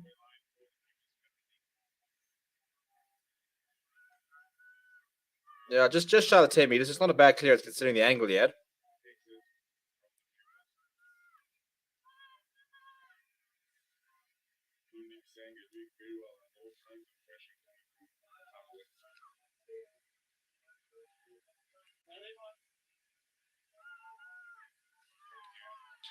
Cleon Kobalov goes to Albert Low, and it is not in straight, which is what I said in the first half. So I'm actually glad starting to call it because they had one which was like terrible in the first half. So it's a mistake from the Bulls. It's funny how momentum does things to you. Hey, the Bulls, it was one-way traffic for a lot of the first half, and what doesn't help is he's jumped into the line and then caught it here. So you're always going to get blown for not putting it in straight. But now it's a scrum time, and last time the Pumas had a scrum, they won a penalty. So if they could do that again, it would be a massive confidence booster for them. Still plenty of rugby to play, though.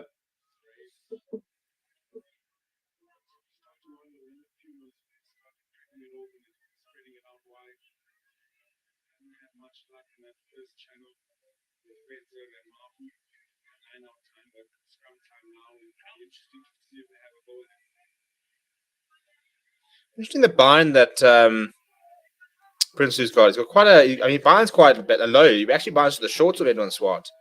That's a huge scrum from the Bulls. They need to get it out, but they don't get it out in time. It's a penalty for the Bulls. Well, the call for the half is 1-1. And unfortunately, that was what we kind of expected in the last scrum. Just that clear dominance from the Bulls. They absolutely smashed them.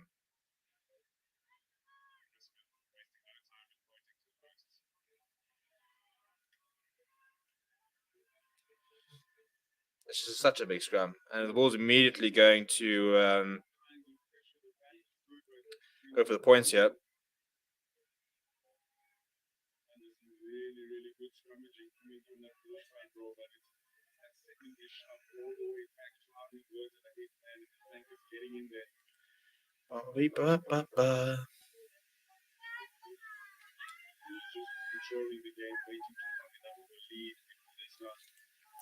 Right, Chris Smith, he hit the pole early on in the first half. Let's see if he can try and go do the middle this time.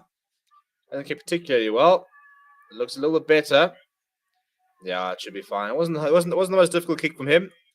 And a player of his caliber should be slotting those every day of the week. So they do extend their lead back to it's 14 points to 6. They extend their lead back to 8 points, which is more than a try scored. So it's a nice sort of quite a significant number.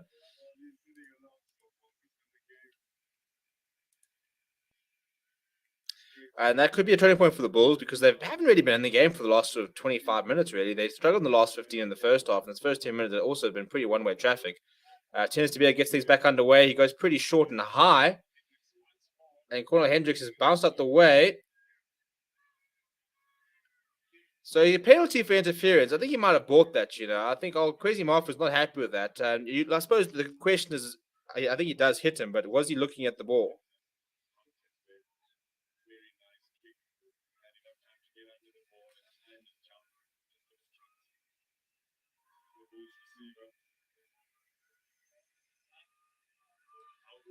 No, see, I think that's hard because he's got his eyes on the ball. Now, why is he not allowed to compete as well?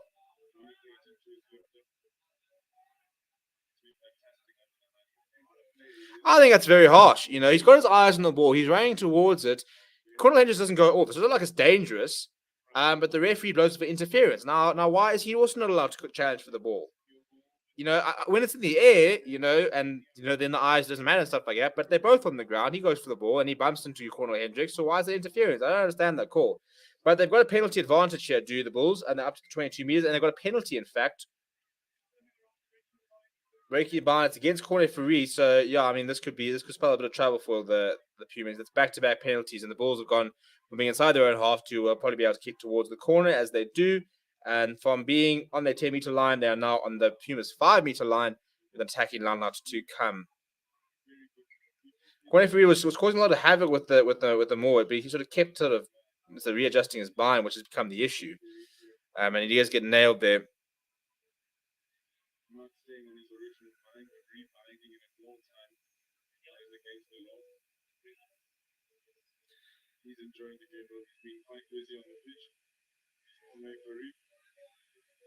Right, a placement cheer. Makongdoan is coming on for Willie Engelbrecht.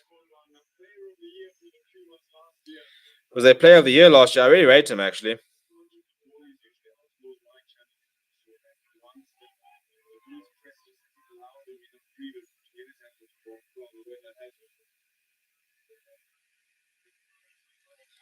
Right, Cromwell go towards the back of the line. It's a very good take from Albert Lowe. It's a good sack there, and they lost the ball forward. That's well defended by the Pumas.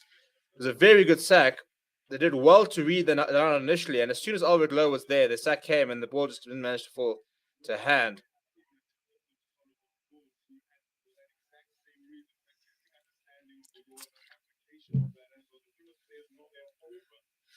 Puma should have 0 points and 6 points was unfair penalties. No, it wasn't. Come on, like the offside against Arno Butter was a clear penalty, and the other one was a no arms challenge. Like they're not really that debatable, are they? Arno Butter was not allowed to be within 5 meters of the ball, which he was, and you're not allowed to tackle without using your arms, which he didn't. So I'm not sure I'd go as far as say they're unfair penalties. I mean, I think the fact that they're in the corner here was unfair against. Time off. What's the issue here now? Oh, we got jersey chase. Take it off. Take it off. There you go. That's what a prop looks like in all its splendor.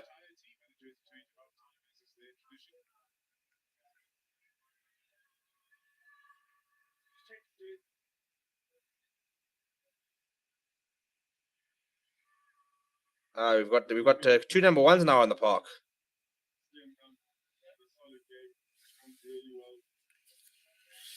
I managed to pick up the jersey off the floor there. Right, so Steer Cup has got his jersey back on, and we'll have another scrum here. It will be a Puma scrum. There's still under a lot of pressure, obviously, with the fact that they've been dominated by the scrum by so much over the course of the evening.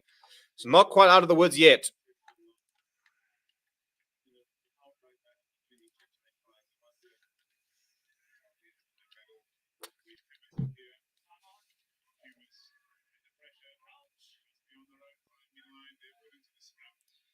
Puma just need to put this under the hooker's feet, bring it back, and get it out.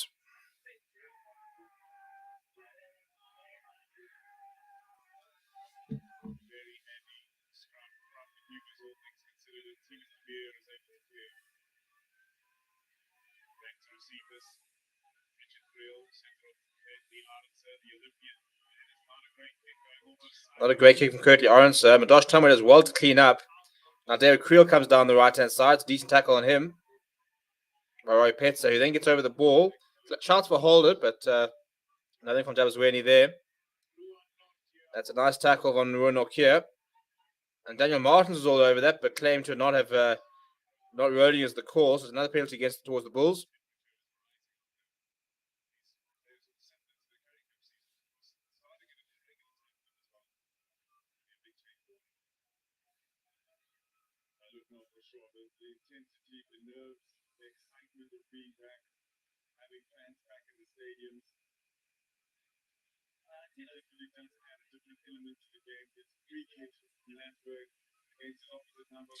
So Tienes has been spoken to, so obviously taking the captaincy over from Willie Engelbrecht.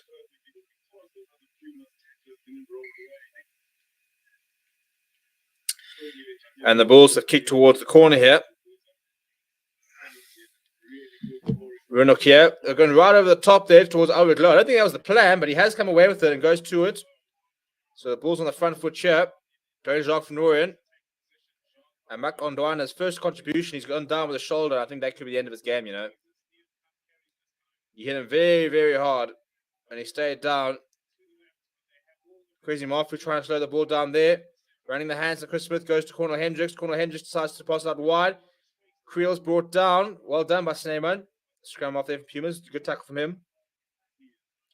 Pierre going inside. It's a big carry by Steenkamp, but it's a nice tackle on him from Crazy Marfu. Rose Pierre goes towards the blind side. Labaskakti gets brought down.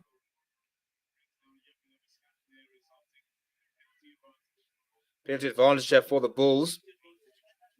High tackle is the call. Jan Krabala met in the tackle by Mpofu as well as Edwin Swart. Oh, he burst through his Arno Butter. He almost goes all the way, you know. They're up within 2 meters here are the Bulls. Runok here picks up and goes. And he gets over. Well, that's pretty amateur defense after a really decent period, to be honest. there was a gap, and Honor Buerta burst straight through it, and then Ruan Nokia picked up and went, and there was just no answer to it. So the initial break there from Honor Buerta was quite clever, but no pillars. But I think that pick up and go from Ruan Nokia was far too easy for him to get it down. But nevertheless, the Bulls moved up to 19 points to 6.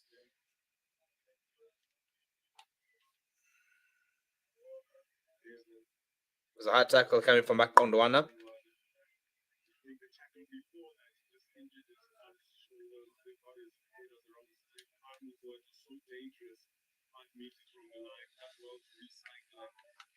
Not the most free-flowing game, but nonetheless fun watching rugby again. Mark Francis, sounds like you're so bored commentating this game. Sorry if I have a beer. It hasn't been great. It's the conditions have played its part. It hasn't exactly been exciting running rugby. It's been a lot of stop-start. So apologies if I do. To be honest, probably more me being tired than anything else, actually. Beers are for tomorrow. 21 points there. The Bears will come out tomorrow. Yeah. So the Western Province Lions game, I'm gonna have them all lined up here. We're gonna get on it. We're gonna have a good night tomorrow night. Tonight it's been a long week.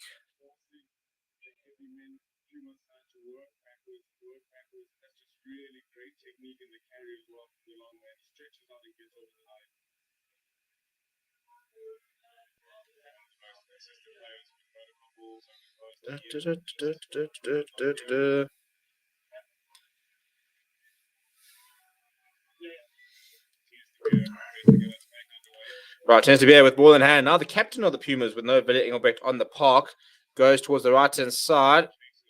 Well taken by Honor Buerta. Looking to try and get a bit of a run going. Gets the ball out to Richard Creel. Doesn't have a lot of space to work with. Manages to keep inside somehow. Lizo Koboka's on the park. Good to see him there. Jan Krabla pretty much takes a knee under the pressure of Mpofu. Now Ambrose Pierre is going to put this all the way back towards Chris Smith. Now he's putting a box kick himself. Yeah, he does go himself. Been solid tonight as Ambrose Pierre. And he does find touch right by the halfway line as well. It's a nice clearance kick from him.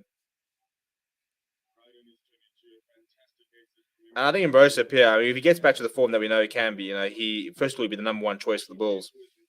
And I think he'll be pushing very hard for that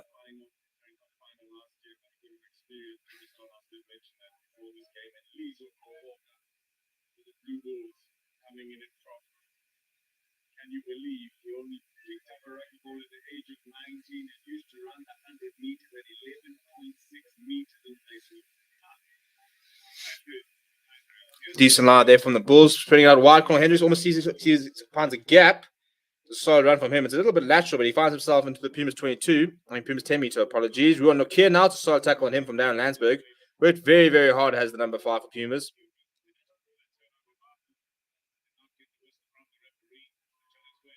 So okay from Honor Buerta, good continuity there from Jacques Van Rooyen, and a bit of pressure there. So Ambrose Pierre has to come to the rack. Big counter rack coming out for the Pumas. Currie Arnson filling at scrum half, going off to Chris Smith. Chris Smith going to David Creel, who's knocked it on. That's pretty poor from David Creel. That's lack of concentration.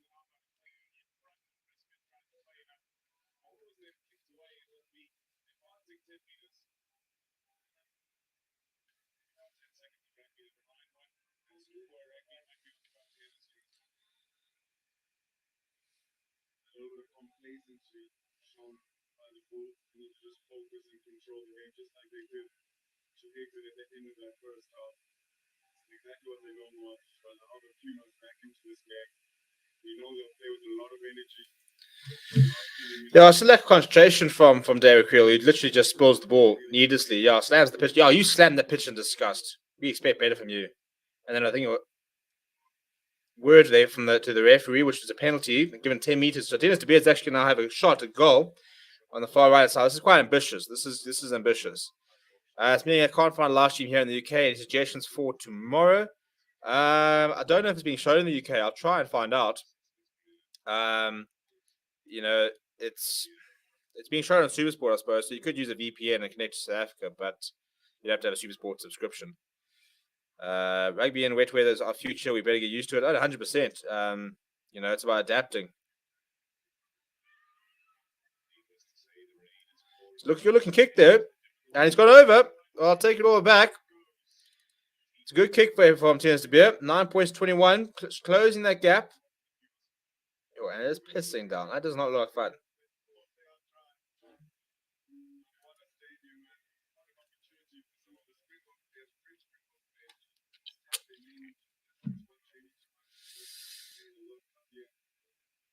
Go to the right side from the restart there. Darren Landsberg has spilt it forward, and Cornel Hendricks, although I think he's given a penalty from pushing. Yeah, well, I suppose consistency. He blew against the Pumas, which I thought was a little bit harsh. So he has ordered a penalty for pushing off the chase down from the restart against Badosh Tambwe. So it's a penalty for the Pumas. Tends to be able to kick themselves towards the Bulls' half.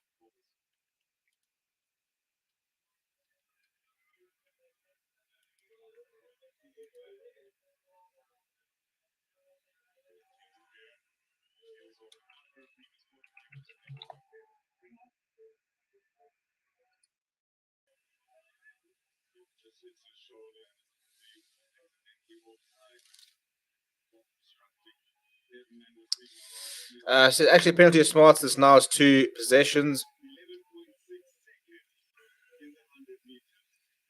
Sorry, what? Lizo Koboka apparently has an 11.6 second 100 meter. Goodness me, if that's true, that's ridiculous. Anyway, Eddie Fisher's on the park, and that's a horrible moment from Lucky Lepu, who's spilt it, but now he's got on the charge. He's a wiry character. Edward Swartz threw in a bit of a gap.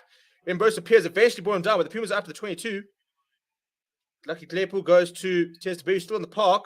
Eddie Fisher operating at center on Ferrari Petzer. Oh, and he managed to get away with Sebastian up to the 22. Lepu just pausing. Oh, and they've been interrupted in the tackle, but it's a penalty advantage. Now that's the Pumas we know. Offside is the call there. But look, initially making the mistake that Lepu, but then managed. He's got such a little live wire scrum off. We always find those gaps. Then he managed to put Edwin Swart in the gap. But now here comes the kicking tee. And I think, again, smart play there. They've got a bit of momentum. They're going for the poles once again. 12 points, 21. Get themselves within 7, make sure they've got that bonus point, and then chase the win, I suppose.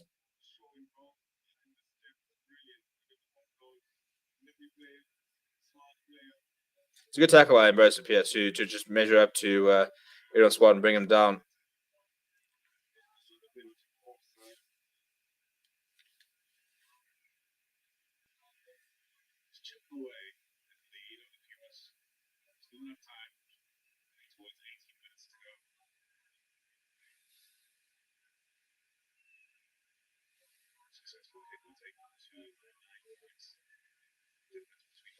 Right, so can we put in the 9 points here? It tends to be on the right-hand side, past 22, so it's not the easiest kick. It's pretty similar to where Chris Smith actually missed early in the first half, but it's one of those kicks that a player of this caliber and this level, you kind of expect him to get, especially after the one he just slotted earlier.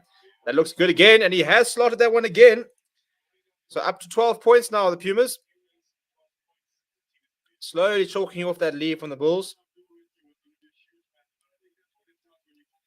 That was a nice piece of passage to play, and I think that look, if nothing else, Lucky Lepo is gonna inject a lot of pace into this game. He's a live wire scrum off, not the biggest character, and yes, Eddie Bashir on for Ropetsa, so they've got 2 playmakers in at 10 and 12. That's gone very deep there. Madosh Tamwe again putting a lot of pressure on from the kickoff, and seeing they're managing to do well to take it.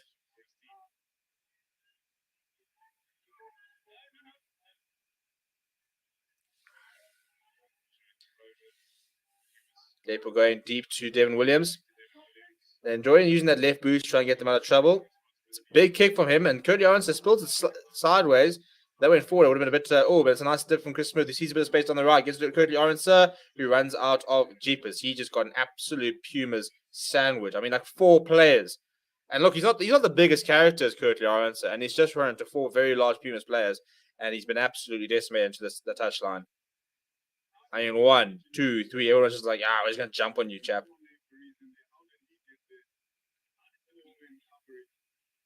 Yeah, look, there was one result there, and that wasn't going to be Kurt Jarwinson winning.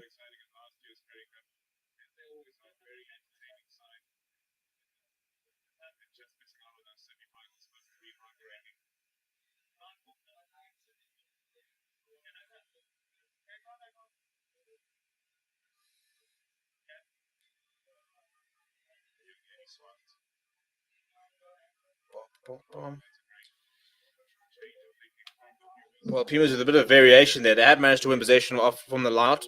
Darren Landsberg a little bit isolated. Lizo Koboka's over that quickly, and he has ripped it. That is perfect from Lizo Koboka. Then throws the long pass. I mean, what can't he do? Chris Smith and then Cornel Hendricks has knocked it on, and then a high tackle as well, potentially on Sebastian Leclerc. So I think it's a penalty advantage here. It is a penalty advantage. So there we go. You see, the rub of the green. Lucky Clip was taken quickly. I'm not sure that's the best decision, but he's given them a couple of plays to players. They need to hold onto the ball. That was really good handling there from the Pumas. Now corner for teams to be around the back. Running the hands here. Eddie Fisher delaying the pass. Takes it to contact. Oh, and he's actually been dragged into touch.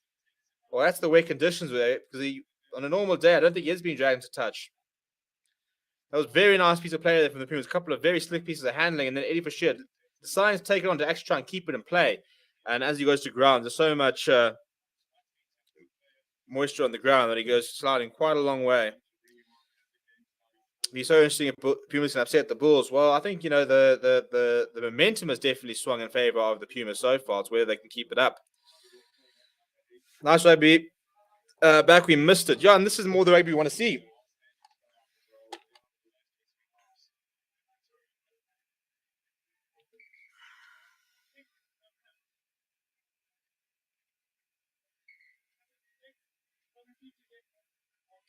Okay, a couple of changes now for the Bulls.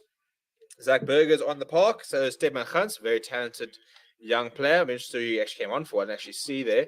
But yeah, Zach Berger's on there. It's a bit of a tested lineup there. I think it'll be a knock-on advantage from the Pumas. Now turning, it's WJ Steenkamp who's on the park. No knock-on advantage from what I can see. Zach Berger with his first touch is going to be a box kick. Advantage over, so there was an advantage. Madosh Tamwe has taken that brilliantly in the air, almost taken out in the air, but deemed not. And Arno Burt has picked up and go himself. He's in a bit of trouble now. Zach Berger looking to go more inside. He's got Koboka, carries it strong. Zach Berger shifting it out to Chris Smith. Chris Smith not much on, so he puts out to put it down the middle. Cornel Hendricks, Stedman Hunt's chasing hard, but in front of the kicker, I think, is the call. And then everyone's side from the Pumas player, so it will be a penalty for the Bulls.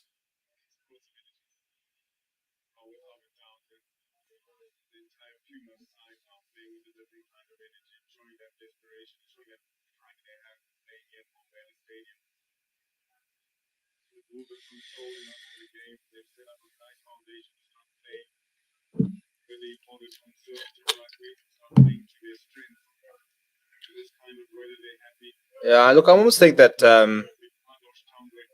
Senge almost takes out Madosh Tamwe in the air there. But Pointers, the Bulls have won the penalty, which is an important penalty because they're under a lot of pressure and they've now been able to kick themselves into the 22. So all of a sudden they can launch a bit of an attacking opportunity. And I think a try here would probably just knock the wind out of the sails of the Pumas, who have been playing very well. And that's a bit of a run on them all so far. And it's not stopping. Pumas need a couple of players to get in here. They got a penalty advantage to the Bulls. And they're still going. And they've got another advantage here. So Jan Kobler breaks. Jan Kobler still going. Is he ever going to stop? Oh, he's almost... If he's got ground in there, that is a sensational try.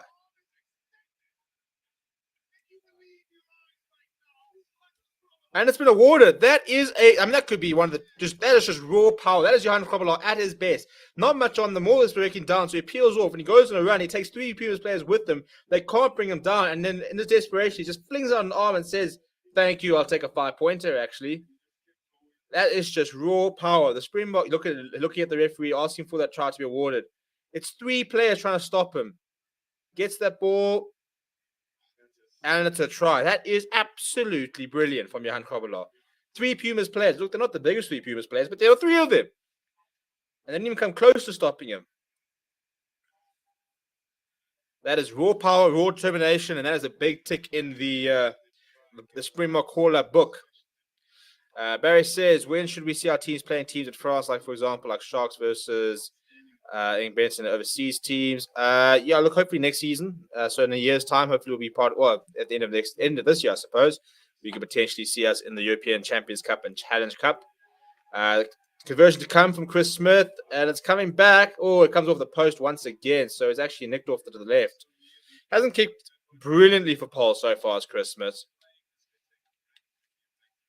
But you see, there's not much on. They had a penalty advantage, and Johan Krobler decides, you know what? Live hard, die young. And he just bursts through the middle here. And it tends to be a lucky Glepo as well as Zenge, and they just can't stop him. And you got to be able to stop him, to be honest. Right, DV start there from Cornel Hendricks. Good take from him. Good pressure there from Mafua, who's now been told to release. Zach Berger going to Jacques Van Rooyen. You can see the Bulls trying to slow things down a little bit. I mean, 10 minutes left. It's now about game management. You've got the 14-point lead. It's 2 converted tries just from drawing. And the Pumas haven't really looked like scoring. Simon Noor is on he's got 2 new props, actually. So Ruben Kramer and Simon Noor are both onto the park. Decent clearance there from the Bulls. They do take it quickly to the Pumas. Want to try and inject a bit of pace into the game. But there's a lot of Bulls players up. Matt Gondwana goes himself. A little bit isolated, but lucky Glepo eventually gets there. Devin Williams, not much answer. He's going to look for territory. Good take there from, I think it's David Creel. So I think Stefan Khans came on for Currie Orense. Stefan Khans switched out to an outside centre, and David Creel's gone back to full back. Devin Williams has replied to the kick from David Creel. Not the best kick, and he finds touch on the halfway line. When does it coming to a start? It's Wales coming to SA Stevie. Yeah, it's June, I think it is, the first scheduled matches. There's also hopefully an SAA versus French Barbarians happening in June as well, which would be very exciting. I've been calling for an SAA game for quite a long time, so it'll be nice to have that.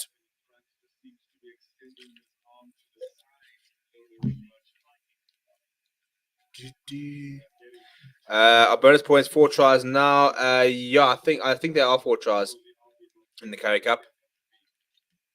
So the Bulls 1 try short of a bonus point. A little bit harsh on the Pumas that they do get a bonus point and Pumas get leave with nothing. I think Pumas have been better than that. Good carry there from WJ Steenkamp, but I think it's been ripped in the tackle.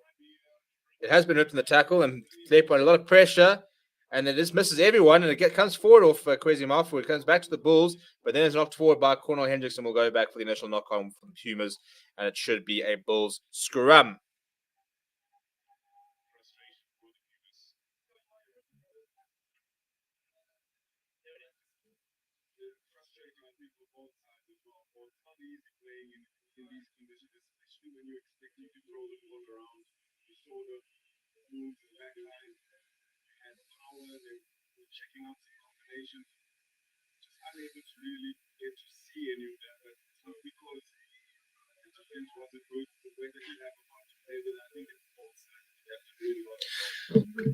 Right, so Klaassen is now on in place of Swart for the Pumas. They've got a complete new front row. They're inside their own half, center of the park on the 10 meter.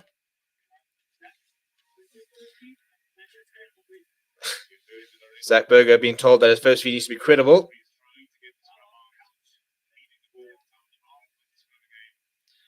Just out of 8 minutes left on the clock. Probably too little for the Pumas to get a win here, but if they can get a try, they can get within 7.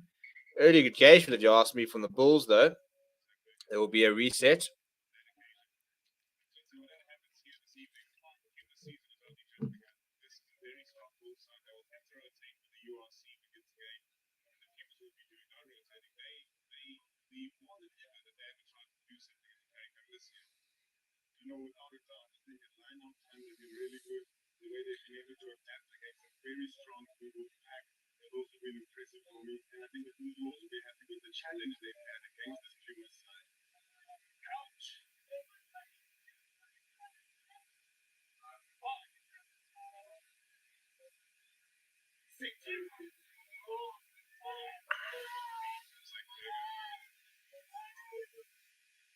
It's a very good. I must say that's a very nice scrum there from the Pumas, and they've actually won a penalty. So the new front rows are on. First scrum with the new front rows, and Pumas have won a penalty. So Tennis people have an opportunity to kick towards the corner. Maybe they're not done yet.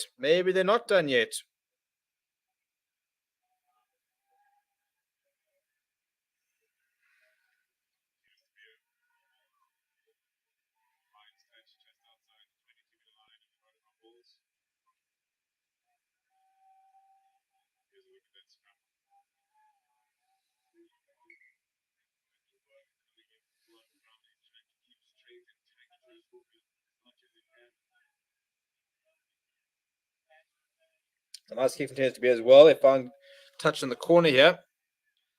12 penalties conceded by the Bulls, 11 from the Pumas. So this is a bit of a last-minute shoot. They want to try and get something out of the game, and they've locked on. They just haven't been clinical enough.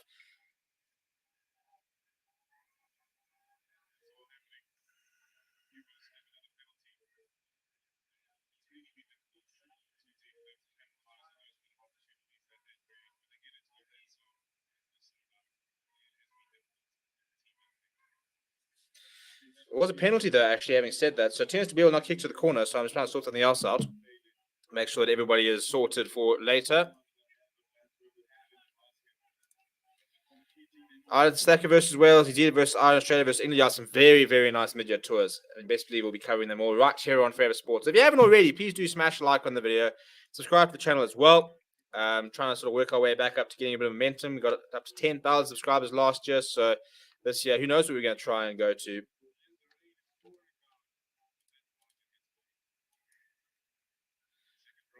Good, much better line out there from the Pumas. They're going towards a little bit towards the touchline. Need to find their way towards the right, but need to be patient. Class has been told once. They decide to keep going. They're going to keep it in. Yeah, the Pumas is going one way or another. They're either scoring or this is going to be. They've got an advantage as well. So penalty try. Well, there we go. Penalty try. Well, that makes things very, very interesting. 19 points to 26. Jamazweni is not happy with the way that the Bulls defended that line out, and it's immediately gone to the supposed to call a penalty try, and it's a yellow card as well.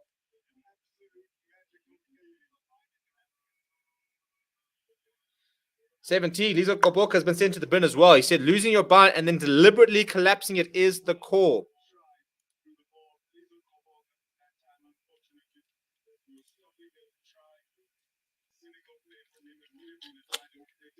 Right, let's look at this. So a lot of momentum there. I'm trying to find where Lizo Koboka is.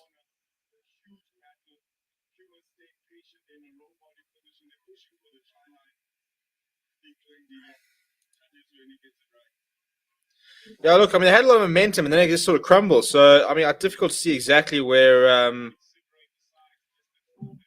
Koboka was. I think he was on the left there. But look, if you are deliberately collapsing, especially at this time of the game, you can force the referee to make a decision.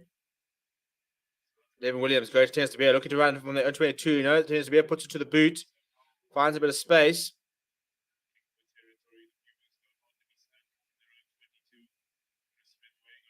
Chris Smith decided to go himself, and he loses the ball forward, but it was a high tackle, so it will be a penalty. The ref is a joke of a ref, should not be a ref. Yeah, but honey, you can't just say that as soon as your team's not doing, you're not getting the right calls you want. Come now. I don't think he's actually been that bad tonight.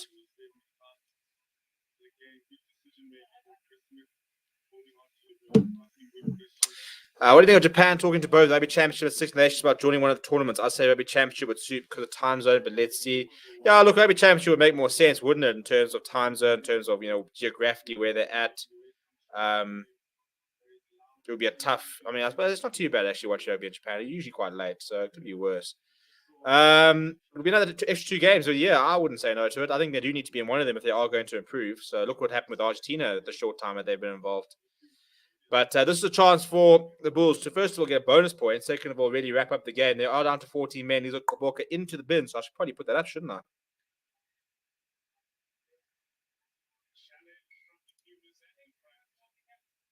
And it's a free kick for closing down the gap. So it's a short-term free kick for the Bulls.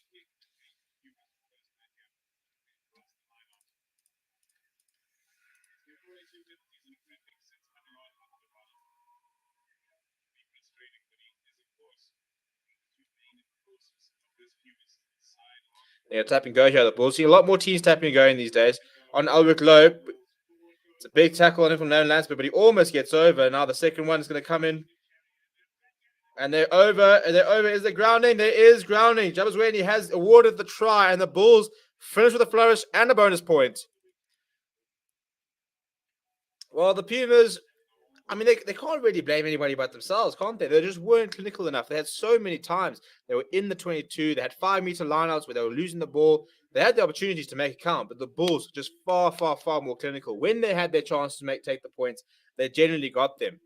And this try at the moment, that'll be the game. 31 points to 19. That's the bonus point as well. So it's a perfect night out for the Bulls. It's a very strong Bulls side. So the Pumas can take a lot of heart out of the way they played. But I think if we're being brutally honest, they should have gotten something out of this had they been slightly more clinical at set piece time. So into the last minute now, Chris Smith will have his easiest kick of the night, so should have no issue slotting this.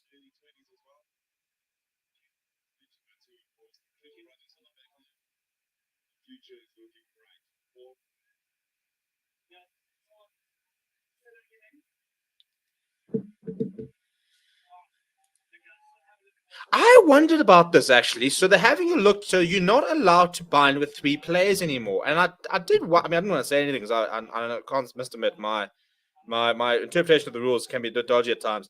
But they've removed the rule where you can have 2 players binding onto a single one when you run into contact. You can only have a single player, and you have to bind once they've got contact. So they're going to check to see if they've got 2 latches, and if they do, it's actually a penalty towards Pumas because you can't do that anymore. So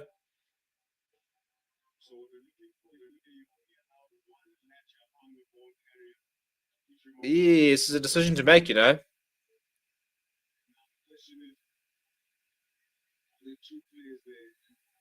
Well, he hasn't latched onto the ball carrier. He's latched onto Onabuta, who's latched onto the ball carrier.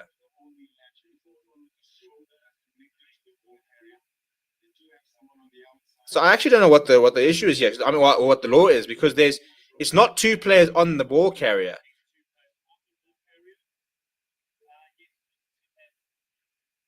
but he is definitely influencing it. So it might as well be.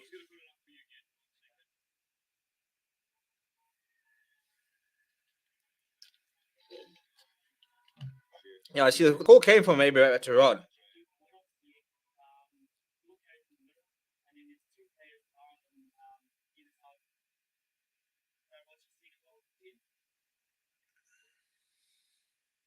Once the ball carrier's in the middle, I suppose he goes to the middle there.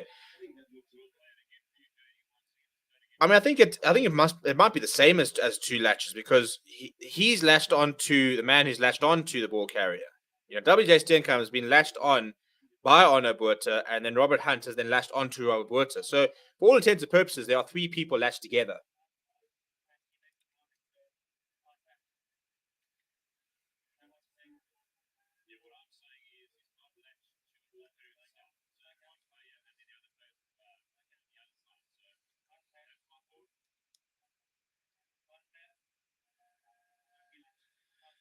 Okay, so the try stands. Now that's interesting because that'll be an interesting interpretation of the law because there weren't 2 players latched onto the ball carrier, therefore it stands. However, there was a man latched on to the man who's latched onto the ball carrier. So, and if you ask me, it definitely does influence the carry because he takes out number 22. So I think I think that'll open up a bit of an issue with the interpretation of the law because Cornel Hedges just goes straight through from the kickoff. They try to go short, inside ball, doesn't go to hand, goes to Chance de Beer, throws it out to. And the Pumas brought down. I think that's going to be a very interesting interpretation of the law to come. The Hooter is gone, so look, the Pumas can't. I mean, can only get a bonus point out of it. They can get a converted try. Pulls up to 33 points. But I'm very interested to see what that law, how that law will be interpreted in the weeks to come. Sebastian Kletch put the afterburners on, throws it back inside. That's pretty good footy skills there. Matt Gondwana come down with he's under a lot of pressure from the Bulls, but and I think they've been ripped. Robert Hunt and I mean Albert Lowe has picked up and go. I don't think he realized that A, they've got the bonus point, B, that the game is over, and C. Yeah, now it looks like the Pumas are, you see, I mean that was stupid by Albert Lowe. Pumas have got a penalty advantage here. And Albert Lowe could have finished the game, but decided to pick up and go himself, which I don't understand why. So if they were to go on and score a try and get a bonus point out of this, I would be pretty upset with Albert Lowe, who for some reason picked up and go. Where all you had to do was just, sit the ruck up, recycle possession, and kick it out. That's all you had to do. Easy.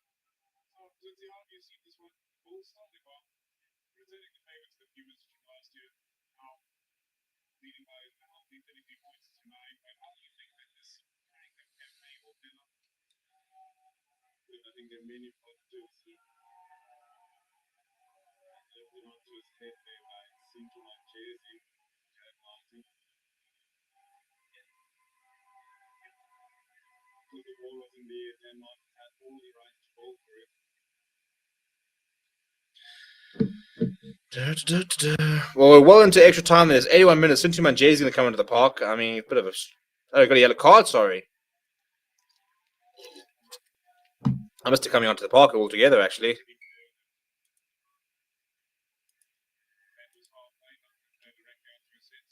So dumped player on his head is the call. Here's De Beers now going to kick towards the corner. So the Pumas have got one last try to try and get within 7. Literally one last try to get to within 7 and get a bonus point out of the game. De Beers kicked pretty well tonight. It's not a brilliant attempt. Gets up to the 22, I suppose, so it could be worse.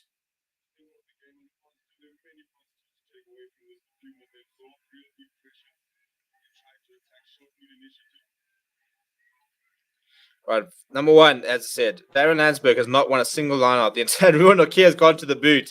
That will be full time. The Pumas outclassed by a very strong Bulls outfit who was sloppy but were clinical when they needed to be, and they managed to squeeze out the Pumas.